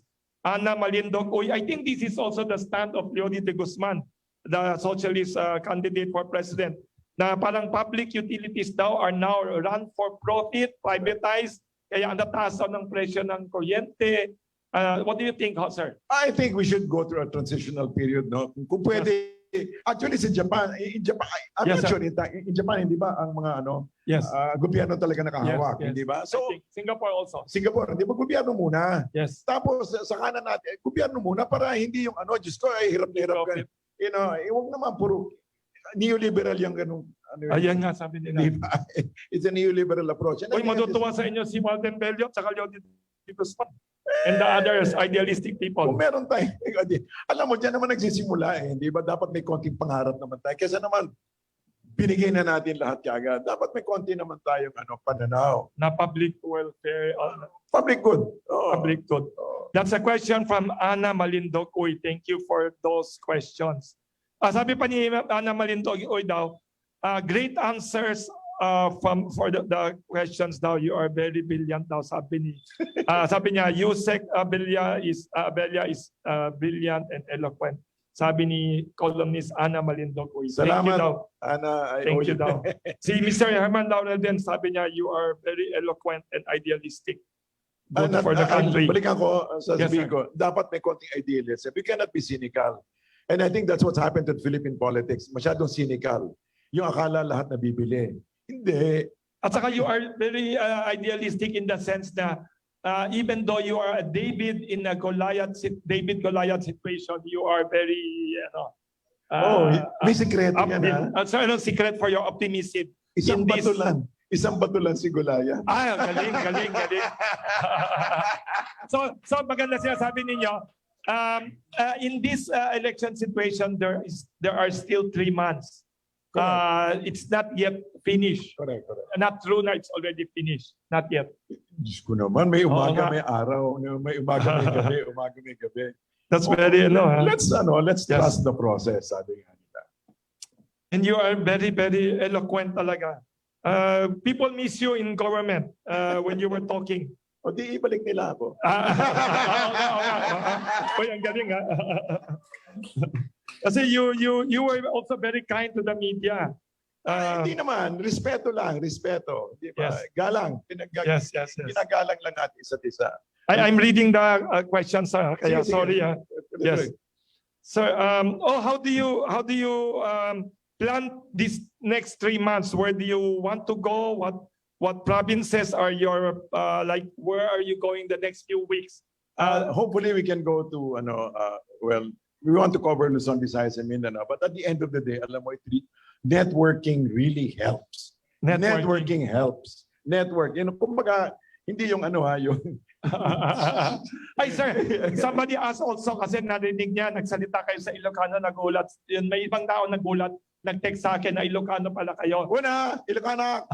Sir, I know you were born or raised in Mindanao, Davao City. Do you know what part of Ilocos region your family is from? Tiga Ilocos Sur, dinanan ko kanitatang ko, kapsat.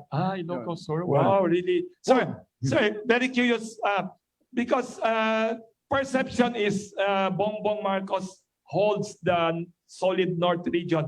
Do you plan to campaign there? Do you plan to go there? No, mag-imbita ka dyan kami, hindi pang kami dita. Kung may mag-iimbita, pupunta kami. Very good. Sir, what about Bicol region? Do you have... Galing na kami doon. You went to Bicol region na? Yes. Ito kung meron naman nagre-respond. Alam mo, wala naman, there's no such thing as a Bicol vote, Ilocano vote. So you don't believe na the whole region ng Bicol 6 provinces already Lenny votes? You don't believe? Hindi. May edad na ang tao, no? May sariling isip na. So even Ilocano votes not all for Bongbong, you think? Yeah. Because you're also the second Ilocano pala running. How people know, no? So may tanong pa dito, follow up about foreign policy. Under EDCA agreement of the Philippines and the United States, some new facilities are going to be built pala in 5 military air bases. What are these facilities, and are these arsenal, long range, or nuclear weapons daw? Is this safe for the country in this era of many neighbors and other countries with missiles like North Korea, may missiles na sila and all that? What are your views about this, and what have you heard about the EDCA plans for 5 new US bases pa daw? Regarding this new bases, is it true? No, I can neither confirm nor affirm. I cannot affirm nor deny. No. Yes, sir. But all I'm saying is that we need to be sure that we are not dragged into a proxy war. Kunyari may mga bases tayo dito, tapos inaway kung ba't tinira ng North Korean. Sino tatamaan? Kanino yung bases sa US? Pero sino tatamaan tayo? They would hit us. Yes, because we are... So ang atin, we need to avoid a proxy war. Yes. We need to make sure that the Philippines is not dragged into a war na hindi our war. Hindi naman natin gera yan di ba? So if the US has war with like on the Taiwan issue or North Korea issue, we should not be dragged into it. Basta ang sinasabi ko, maprotektahan ang Pilipino. Ilayo sa Philippine interest. Philippine interest. Pati tao, life and limb, di ba? Yes. Ganun. So, kumbaga, pero naman, of course, no, life is not as clean cut as ABCD. Yes. There are, of course, pero at the end of the day, we must make sure that people, profit, planet, purpose is kept safe. Sir, there's a question here from GMA News, Mr. Jovi Landrita of GMA News. Question for Secretary Abella. What are your comments about the Oplan Baklas of Comelec? They are right now removing campaign materials even in private spaces. What are your comments from Mr. Joby Landrita of GMA News Online? I believe kung nasa private property, dapat di ginagalaw. Should that be taken out? Yan hindi ba? Yes. You know, that's part of our... So you oppose that comment? Hindi ko ino-oppose. Sinasabi ko, pag private, opinion nyo. My opinion. Yes. Kung sa bahay ko to Hindi Why are they doing that sa tingin nyo? Yan hindi ko alam. Baka over-enthusiastic lang sila. Pero dapat they should be called out pag ginawa nila. Thank you. That's a question from Mr. Jolly Land Mr. Jovi Land Rita of GMA News. Thank you daw, Secretary Abella. About the disqualification case decision, what is your view about this on Bongbong Marcos, another journalist texted? Ang How sagot do ko you talaga assess dyan, that? let it Yes. run its full course. Kasi Yes. it's going to be a back and forth, right? Yes. They want to bring it all the way to the Supreme Court. So it's useless at this point to make any opinions. Yes. To voice any opinion. Let it be between them and the law. Somebody follow up here. Do you think he is qualified to run or not based on the Sino? news? Si Bongbong Marcos based on that issue Well, let based by his COMELEC opponents. let COMELEC decide on that, okay? And Yes. then let it be decided in the courts. You trust them to decide fairly. I'm saying we Yes, should. sir. We can only devote so much energy to many fields, you know. So Yes. tutukan natin yung pwede nating may magagawa tayo. Yung gano'n naman opinion lang yan. Yes. There's another question here from. There's another question here. What? Yes. What are your opinions about the transport situation of the Philippines? We have built. What other things do you want to improve in the public transport system of the Philippines? Kahit a short answer lang daw. Ay, kumpletuhin natin yung siyempre yung mga not only the roads, but for example, yung subway, tapusin natin yan, yung train system, ideally, para like for example, in Mindanao, I think there really should be a train system. Yes, you know? sir. If you've been there, lalayo ng lugar. Yes, yes. So that we can transport goods. We can transport. And then isa pang dapat maayos yung ating kasi archipelago na tayo, Yes, hindi yes. ba? So, dapat pati hindi monopoly, That's right. kung pwede, para maging mas mura ang pag-transport ng mga Transport. ng goods. Lalo na, we want to make it into an mega industry, hindi ba? Yes, sir. So dapat yung fresh food should be able to transport, should be transported with the cheapest and most economical way possible. Somebody asked here also, you're from Davao. How do you assess Sara Duterte Carpio as a person and as a leader? Because you're from the city of Davao, I think, no? Yes. That she is your mayor. How do you assess her and her qualifications to run for vice president? In the Somebody first asked- place, she's no longer my mayor. I now stay in Tagaytay. You live in Tagaytay now? I live in Tagaytay. But Wow. secondly, as a person, I think she's an absolutely fantastic looking person. Yes. But I don't know her personally, but Yes. apparently she's quite an effective mayor. So there you go. So you're not yet choosing in public which candidate you would like to vote for. Saka na as siguro. VP. Do you have your own list of senators? Somebody asking here. There are so many famous politicians and even celebrities running for the Senate. Would you in the future release your own list? I think at a certain stage we'll have to do that. But at this stage, Yes. Would you endorse? Ano in na muna, public? let's just gawin na ang ginagawa Yes. natin. Let's pausad muna natin ang ating kampanya. Saka na tayo mag-usap ng ano. That's a very good maybe we have time for maybe one or two more questions. Anybody among the media friends here would like to ask? Our friend from TV4 or someone. Ayun. Can you give the microphone or? Yes. Yes. Si sorry, kasi naka-mask di ko nakita. Si Michelle Torres of ABS-CBN, yes.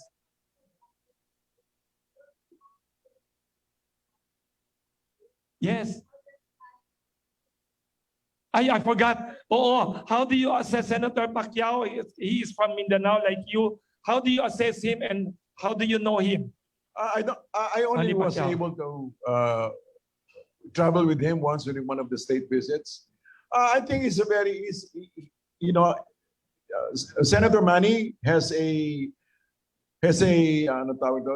sense of calling, yes, a sense of destiny, and I think that's what he's banking on, and he's also banking on his friends and his financial clout, and he has meron siyang what do you call it? May sense of obligation to pay back dahil galing nga siya sa mahirap. So, respeto ako ron. Thank you. And you share the same faith, di ba? He is also a very religious person. I'm not religious. You're not religious? I'm spiritual. But you're not spiritual. religious. Different. In the future, you should discuss that in detail, para we could learn more about these things. I can go into that now, but Very good, interesting. Baka may tanong pa, follow up si Ms. Sherry Antores of ABS-CBN. Yes. Yes. Yung microphone, pakiabot lang, please. Yan. Thank you, thank you. Pwede ma'am, ano? Yes, baka you can come forward konti. Yes. Yan, si Ms. Sherry Antores, ABS-CBN. Yan. Hindi po. Yan. Yan. Sir, I was listening to your platforms of government, and you, just like other candidates, all of you are actually promising to end poverty, to help alleviate the plight of farmers, and improve agriculture. No, so if I'm just thinking, if other candidates are promising the same as what we've discussed earlier, what prompted you to still run? Because they're also giving the same menu of offer to our voters. So. I beg to disagree that we offer this. We are looking at the same situation, but we offer different solutions. For example, I don't want you to just alleviate or import. No, we want to focus on agriculture. We want to make it an industry, which is not what they're talking about. And wala tayong talaga industry na to really boast of it. But we want to make agriculture the centerpiece. And in fact, the way it's going right now, economic managers are actually saying, kumbaga, huwag na natin talaga i-focus yan. In fact, kung titingnan mo sa ating budget, ang pinakamaliit talaga ng borrowing, yung agriculture. So yan. So unang-una talaga, perspective ko is hindi magkakapareho kami ng tinitingnan pero magkaiba yung aming pananaw.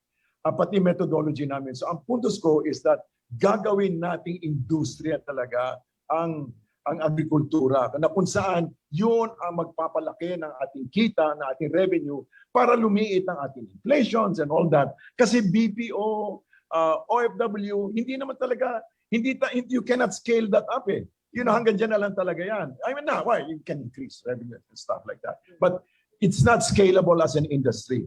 Agriculture, pwede. Mm-hmm.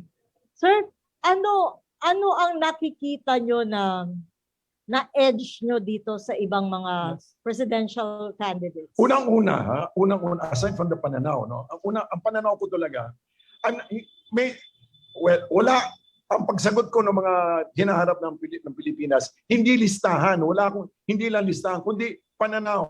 Ano talagang pananaw? Ang nakikita ko, ang pananaw ko talaga, hindi para ma-solve lang itong next 6 years. No, I'm looking beyond 6 years. In fact, I'm talking about the next century. In fact, I'm willing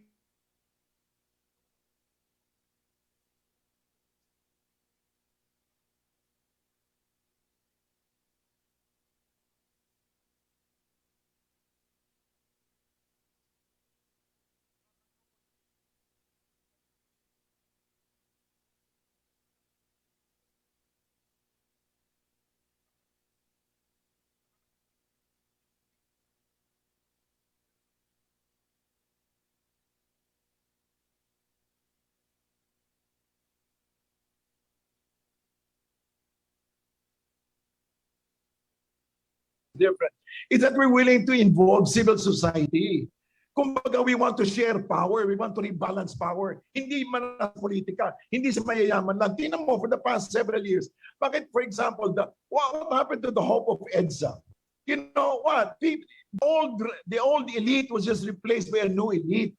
We're not talking dito. In fact, ang gagawin natin. We're going to open up.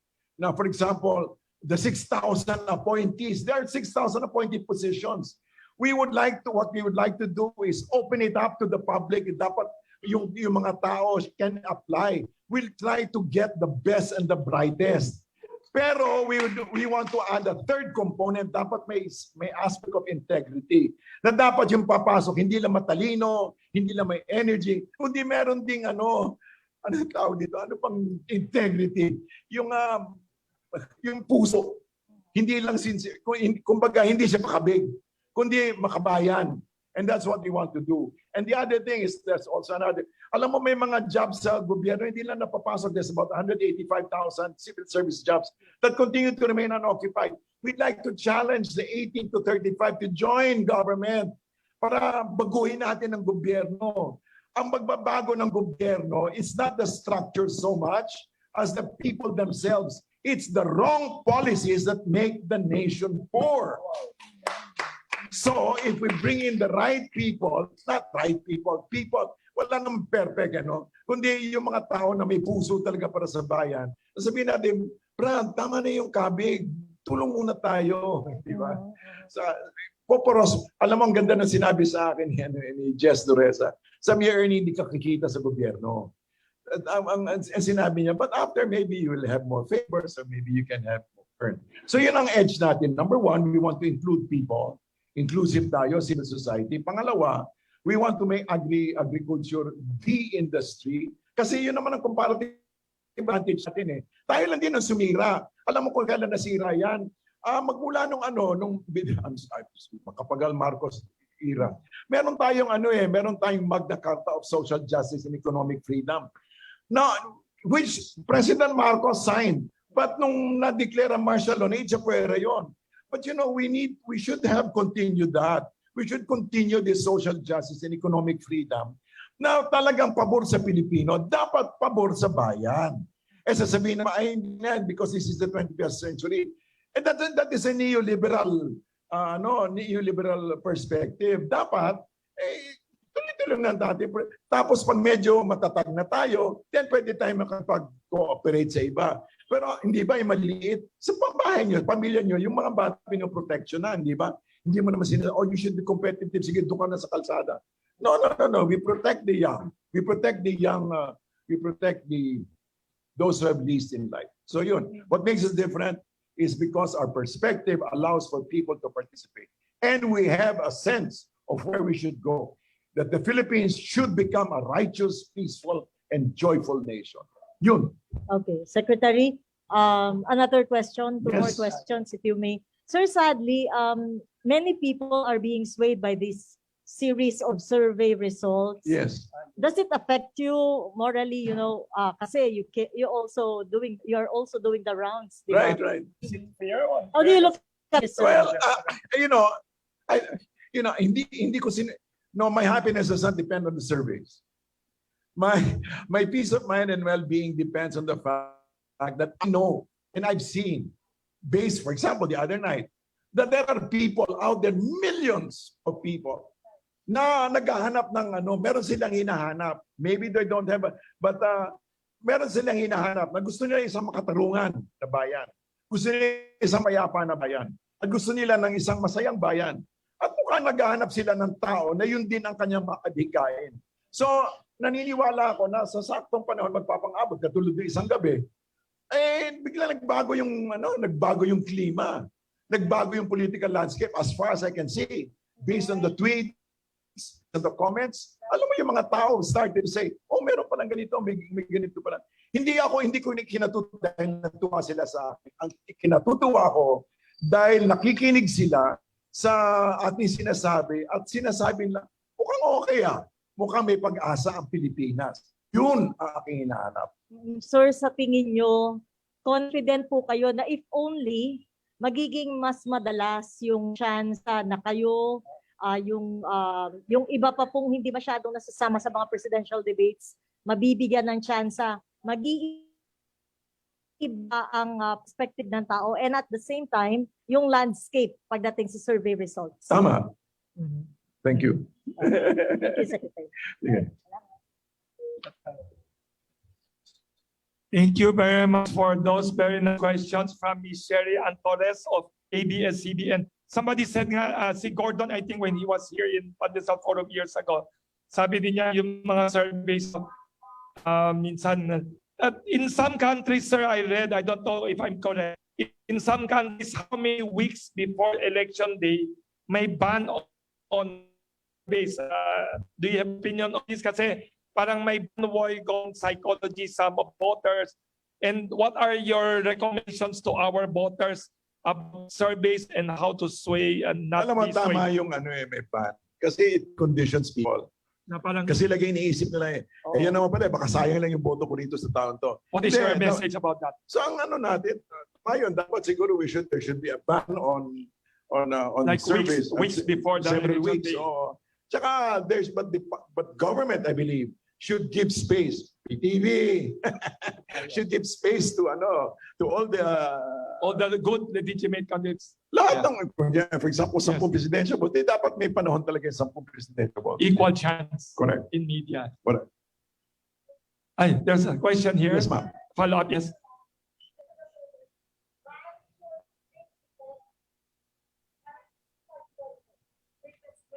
Ano ba? The biggest threat, pakiulit sandali. Sabi niya about the surveys, Ms. Sherry Antones.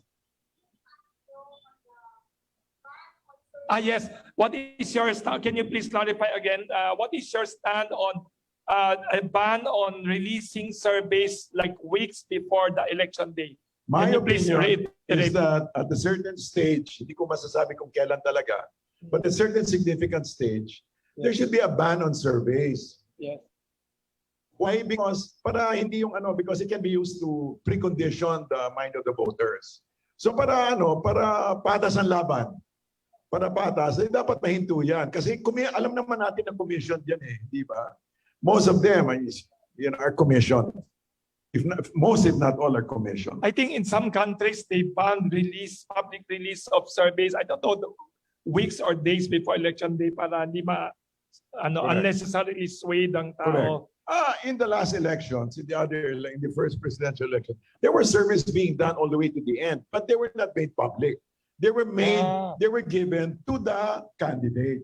Given to the candidates and to the as guide. Because they commissioned yes, it, right? yes. Yun. So that's a very interesting opinion. Thank you very much. A very good input. There are many things we should change and improve in our election system. But then we're a young democracy. Yes. There's enough space. Yes. Maybe we have time for one more question. Anybody? Yes. There's a question here. Yes. Yes, Miss Mela of PTD4. Yes. On campaigning. Kayo po ba, may mga ilang kandidato kasi na pumili lang sa COMELEC na pagbigyan naman ng mga selfie, sa mga bukate. Sa inyong parang po, agree po ba kayo sa COMELEC rules or isa kayo dun sa mga kandidato pumili na sana mas luwagan pa yung rules sa campaign? Yes, I will repeat lang para marinig nila. Ang tanong niya, there are some candidates asking the COMELEC to change their restrictions. Sabi ng COMELEC, bawal ang selfie, bawal ang close contacts with the voters. Are you among them saying changes of this, or are you in favor of these restrictions? I think we should have more common sense rules. In what sense? Maybe you want to clarify more. I mean, like for example, I think may requirement on yung face shield ba yun? Mask, yes. Pero hindi na yata ginagamit yung face shield, hindi ba? Yes, no, Mark. Patapos na. Pero anyway, I understand where they're coming from, and they're just trying to be safe para hindi sila maano. Pero I think we should rethink some of those rules and regulations. Are you among those? Kasi there are rumors some candidates are hoping up to now to get the public endorsement of the president. Would you welcome a possible endorsement from? Alam mo, endorsement is a personal choice of the president. Yes. We should respect his choice. Kung may endorsement siya, diba? But I think we need to continue to we need to go on our own merits. Hindi tayo nag-aantay ng pabor ng isang padrino. Pero pag in-endorse ka, panalangin na may tagira nga atong may magira nga atong balibaran. Would you understand what I said? Would you be the same as Manila Mayor Isko wanting to offer President Duterte a cabinet position if you win, and if yes, what cabinet position would you offer the president just in case? I believe we shouldn't be offering the president a cabinet position. Why? Because that would be going beneath him.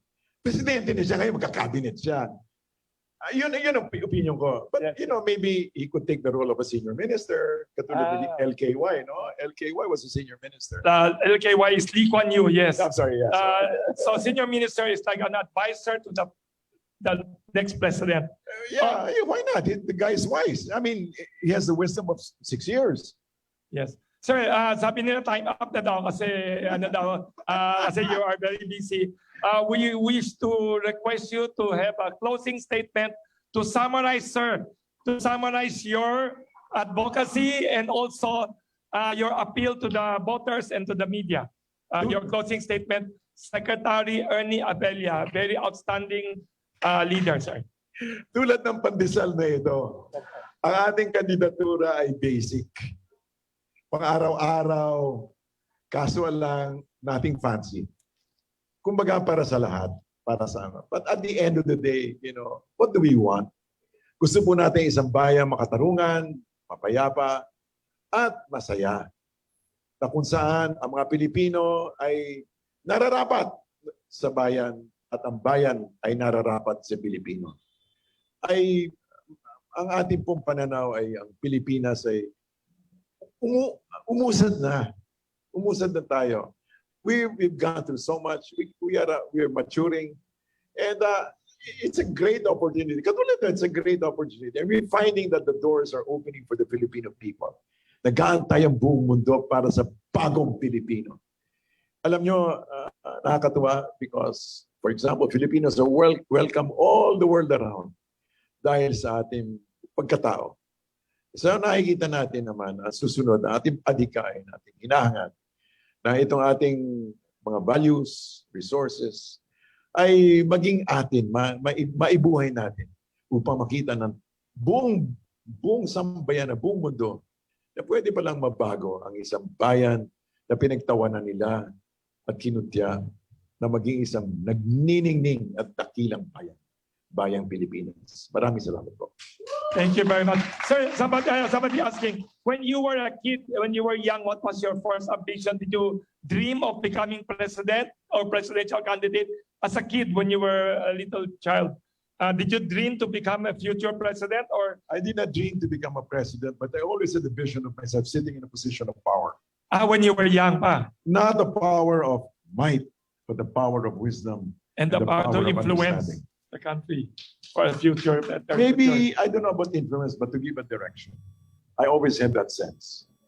Thank you very much. A lot of people, sir, admire you because you're being part of this election process will elevate the standards, moral and intellectual standards of this election race. Maraming salamat. Pero alam nyo, ang henyo nasa lahat, hindi lang sa akin. Nasa lahat.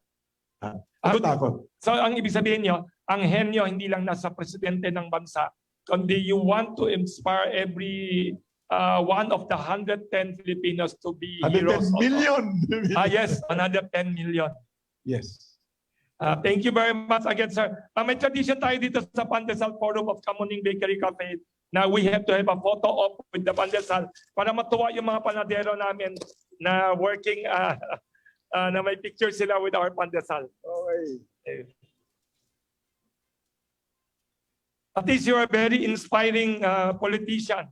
You are not a traditional politician. I'm not Hindi a kayo politician. trapo. Yes, you're not a politician in politics. So in a way, you are very refreshing. Kaya dapat you should join all debates to help change the conversation and improve the dialogue with the people. Thank you very much. Salamat, Wilson. Thank you very much again to former Secretary Ernesto Abella, presidential candidate and idealistic leader. Thank you very much, sir. Salamat, Wilson. Thank you very much, sir. Thank you. Okay na yung picture na. Okay na. Thank you very much. Lahat ng mga taga-media, thank you for your joining us. We have pandesal for everyone and a simple gift namin. Thank you very much. We still have coffee.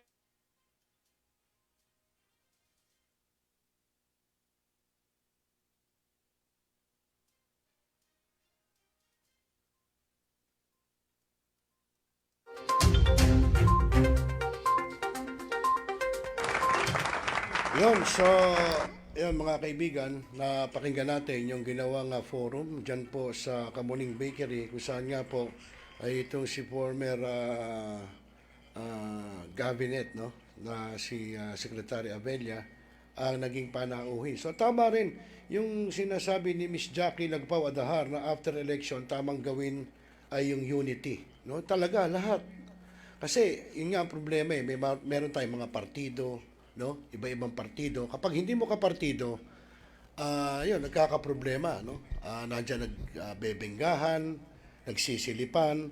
So, tama rin, no? I-set aside muna ang partido. Kundi, naupo tayo, naluklok kayo. So, gawin nyo yung trabaho nyo as a public servant. No? Hindi yung, ay, hindi ko kapartido yan, bahala sa buhay niya, leche siya, yung mga ganun. Doon nagkakaproblema ho ang ating, ang pagpapatakbo ng gobyerno kapag ka hindi nga ho magkakapartido. So, yun ang ibig nating sabihin na tama, na after election, hindi magkapartido. Halimbawa, ang naupo si Bongbong, ang naging vice-presidente ay hindi si Sara. Halimbawa lang set aside, no? So kung siya ang vice-presidente, ibigay mo yung task sa kanya, kung ano yung task niya, no? Kung halimbawa siya dapat ang dito, siya dapat ang doon, siya dapat ang gaganap doon, ibigay natin, di ba? Hindi yung komo hindi ka partido, hindi ko diyan bibigay, dito ko bibigay kay ganito. Di ba? So, pangit yung gano'n. Dito ko ibibigay kay sekretary ganito dahil ikaw ang naglukluk doon. Ay, mali yun. Kung ano yung task ng talagang vice, katulad doon sa local, no, ang vice mayor, ang task niya, siyang may hawak ng MADAC, no, yung Anti-Drug Council, ibigay mo. No? Sa session, siya ang nagpe-preside, ibigay mo. No? So, kahit hindi mo kapartido. Katulad kito yung nangyari sa Quezon City, ito hindi ko sinasabing may gumamit doon sa empleyado na kung saan ay kinasuhan po si Quezon City Mayor Joy Belmonte. Bakit? Ito po yung patungkol daw sa mga ayuda na napakalaki raw ng overprice. So meron hong pitik, ika nga. So ewan natin, dahil mismong empleyado ang nagsampa ng kaso dito kay Quezon City Mayor Joy Belmonte. Kaya yun na iwasan natin, no? Mga pag nakapwesto na, kanya-kanyang kurakutan. Kurakot dito, kurakot doon, no? Yan na lang mga project dyan, yung mga infrastructure. Laki ho ng konyat dyan. Pero, hindi ho mismong eksaktong literal na nangongonyat. Halimbawa, mayor, kapitan. Kundi po, kung merong kontraktor, kakausapin yung kontraktor, doon siya hihingi ng SOP na tinatawag. So, for example, ang project cost is 25 billion. Ayan. So, ang gagawin ng contractor, gagawing, limbawa, 50 billion. So, yung 25 billion, doon sa mayor. Di ba? So, hindi halata. Siyempre, contractor na nagpresyo nun. Ito, kung sa contractor naman, ang gagawin, paninindigan na yun ang presyo na kanyang kinuha na proyekto sa gobyerno. Kaya nga diba, inalis before, kung maalala nyo, na kapag ikaw ay government officials at ikaw ay contractor, ikaw po pwedeng kumuha ng project sa gobyerno. Siguradong magkakaroon ng problema. Kaya inalis nila. Pero, nangyari, halimbawa, ako yung politiko, may kamag-anak ako, may relatives akong contractor. So, yun ang papapasukin ko at ipa-approve ko naman doon sa panel. At ganun din, di ba? Yun ang sinasabi natin. Siyempre, ang contractor papayag Well, akin yung project, kikita ko Papatungan ko lang yun Papatungan ko lang para meron ka So, yun yung tinatawag na SOP. Hindi naman nawawala sa gobyerno yan, kahit sa mga government offices, doon sa mga procurement office, doon sa mga procurement service sa gobyerno, no? Na kapag meron project na ganon, sige, kukunin namin, pero kailangan, meron kang SOP na tinatawag. Ganun ho yan, kahit sino pa mo po dyan, kahit mapa-local, pampa-national, hindi ho mawawala yung tinatawag na TARA.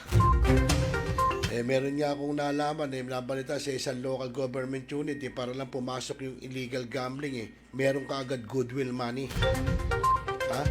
May goodwill money ka agad, halimbawa 50,000 pesos, puwera pa yung kapag nag-operation na. Meron pang monthly tinatawag. Ganong kabagsik.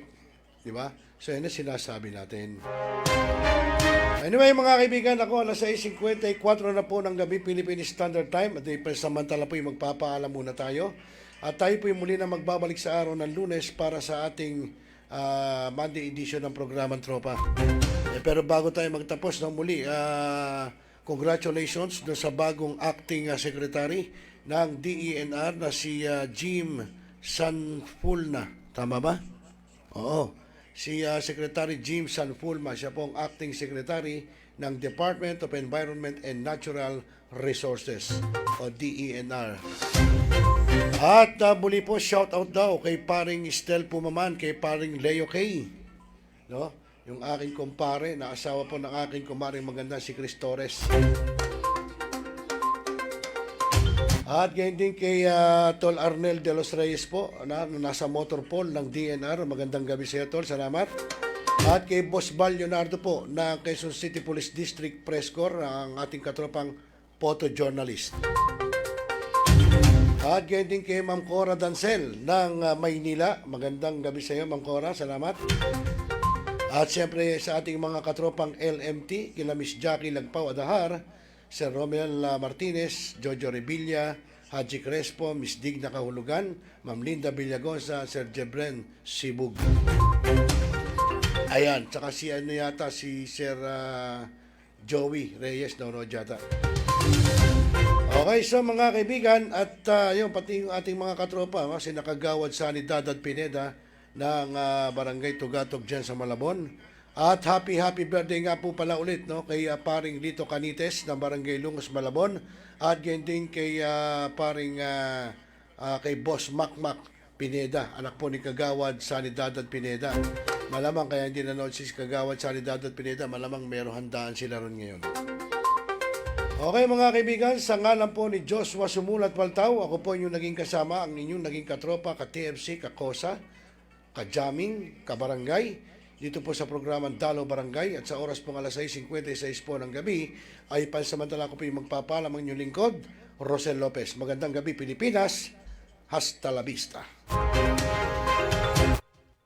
Ikaw ba stress? O may dinaramdam? O gulong-gulo na talaga isip mo? Tumutok lamang at panoorin dito sa Millennial Online TV. May tuturo po ko sa inyong isang paraan upang maibsan at mabawasan niyang problemado ninyong pag-iisip. Ito ay ang Tai Chi Learning Series. Sana po tumutok po kayo at abangan niyo po kung Sabado po ng umaga yan. Dito lamang po sa Millennial Online TV. Salamat po! Pinaigting, pinalakas ang bagong news online TV ng bagong milenyo. Millennial Online TV, ang katropa mo sa pagbabalita.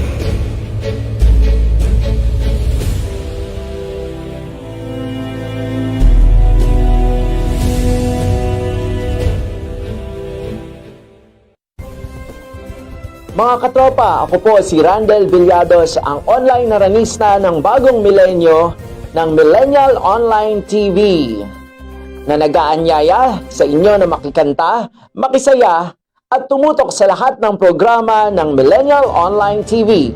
I-type lamang sa inyong Facebook at YouTube ang Millennial Online TV. Nood na mga katropa! Ako inyong lingkod, Rosel Lopez, ang inyong katropa, ang inyong kabarangay, dito sa Millennial Online TV. Abangan ang ating mga kaganapan dito sa ating bansa at abangan din ang panunungkol ni Kapitan sa ating Dalaw Barangay. Paano nyo kami mapapanood? I-type lamang sa inyong mga cellphone, sa inyong Facebook at YouTube, ang Millennial Online TV. Ano pa hinihintay nyo mga katropa? Like, subscribe, at share na. Okay mga katropa?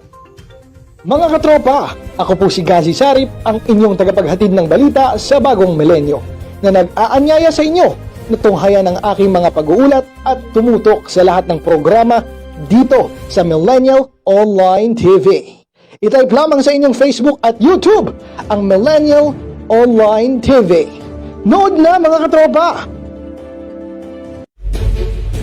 Pinaigting, pinalakas ang bagong news online TV ng bagong milenyo. Millennial Online TV, ang katropa mo sa pagbabalita. Babalita.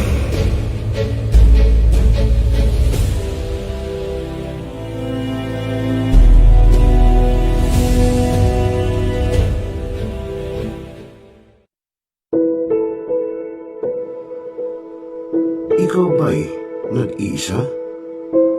Nalulungkot dahil iniwan at ipinagpalit, niloko ng iyong minamahal. Kung ngayon, i-type sa inyong mga cellphone, Facebook o YouTube man ang Millennial Online TV. Dahil nasa Millennial Online TV na ang online haralista ng bagong milenyo, si Randel Villados.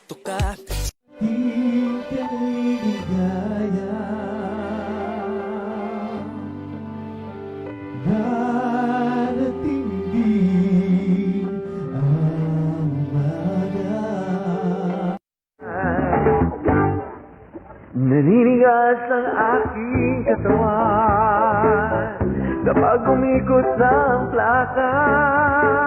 At haharanahin kayo ni Randel ng iba't ibang awitin para maibsan ang inyong inip at kalungkutan kahit nasaan man kayo. Hanggang sa tumanda. Come on!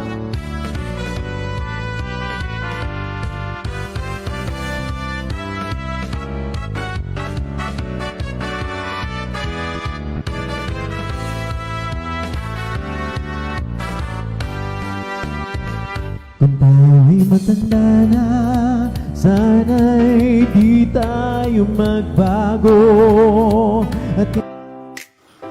At pwede rin kayong makiduet kay Randel tuwing Sabado ng hapon. Tutok na! Tawag na, mga milenyo! Araw-araw ikaw ang gusto kong kasama. Buhay ko'y kumpleto na tuwing nandito ka sa tabi ko o aking giliw. Mga milenyo, pagod ka na ba galing sa trabaho? At gutom na sa maghabong pagtatrabaho? Pero wala kang pagkain sa bahay? Narito na ang sagot, mga katropa. Ang Super Manok Lechon. Napapawi sa inyong gutom at siguradong mapapa-analyze ka dahil sa tender juicy na jumbo pa at siguradong malinis at bagong katay buhat sa farm. Kaya super masalasa at pangmasa pa.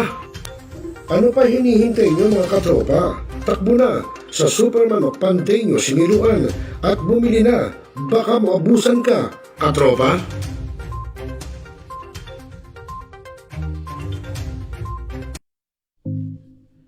Mga millennials, marunong na ba kayong magluto ng mga masasarap at swak sa budget na mga pagkain? Abay, wag puro lang kayo aksi at ML at puro pagkakalikot lang ng cellphone. Dapat marunong ka rin sa gawaing bahay at tulungan ang inyong mga mamsi. Kaya tara na, samahan natin ang kusinera ng bagong milenyo, si Ate J. At tuturuan tayong magluto ng mga masasarap na ulam para sa ating mga hapagkainan at swak pa sa budget. Ika nga, a delicious food on a proper price. Tara na, mga katropa!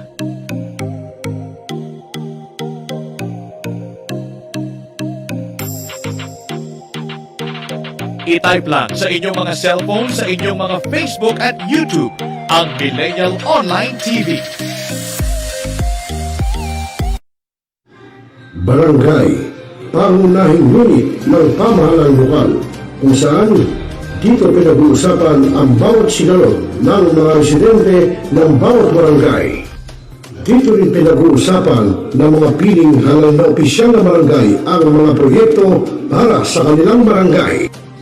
Kumustahin natin ang panunungkulan ni Kapitan dito sa Dalaw Barangay sa Millennial Online TV Worldwide, ang katropa ng bawat barangay. At tinatapos ang ating pagpupulong. Maraming salamat po sa inyong pagdalo at tapos na po ang ating session. Enjoy na po tayo. Now, we are talakayin, biggest destruction of dangerous drugs worth 1.2 rebisahin, billion. opinyon, malawakin, aksyonan. Kasama si Rosel Lopez, ang inyong katropa sa pagbabalita. Dito lang sa Millennial Online TV. Tutok na mga katropa! Pinaigting, pinalakas ang bagong news online TV ng bagong milenyo. Millennial Online TV, ang katropa mo sa pagbabalita.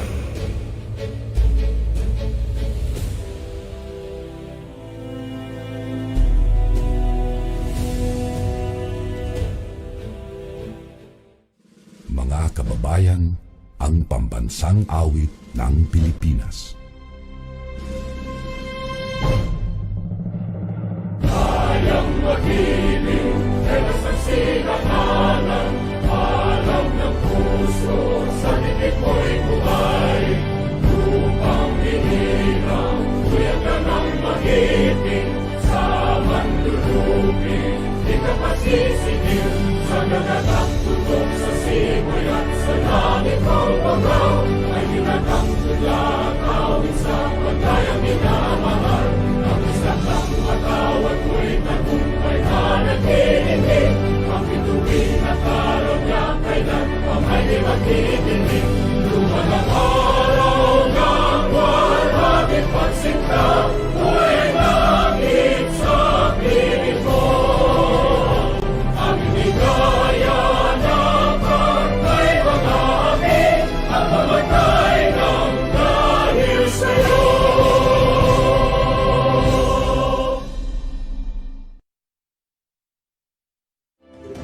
Sa lahat ng bumubuo ng Millennial Online TV at sa lahat po ng sumusuporta, maraming salamat po. Millennial Online TV is now signing off.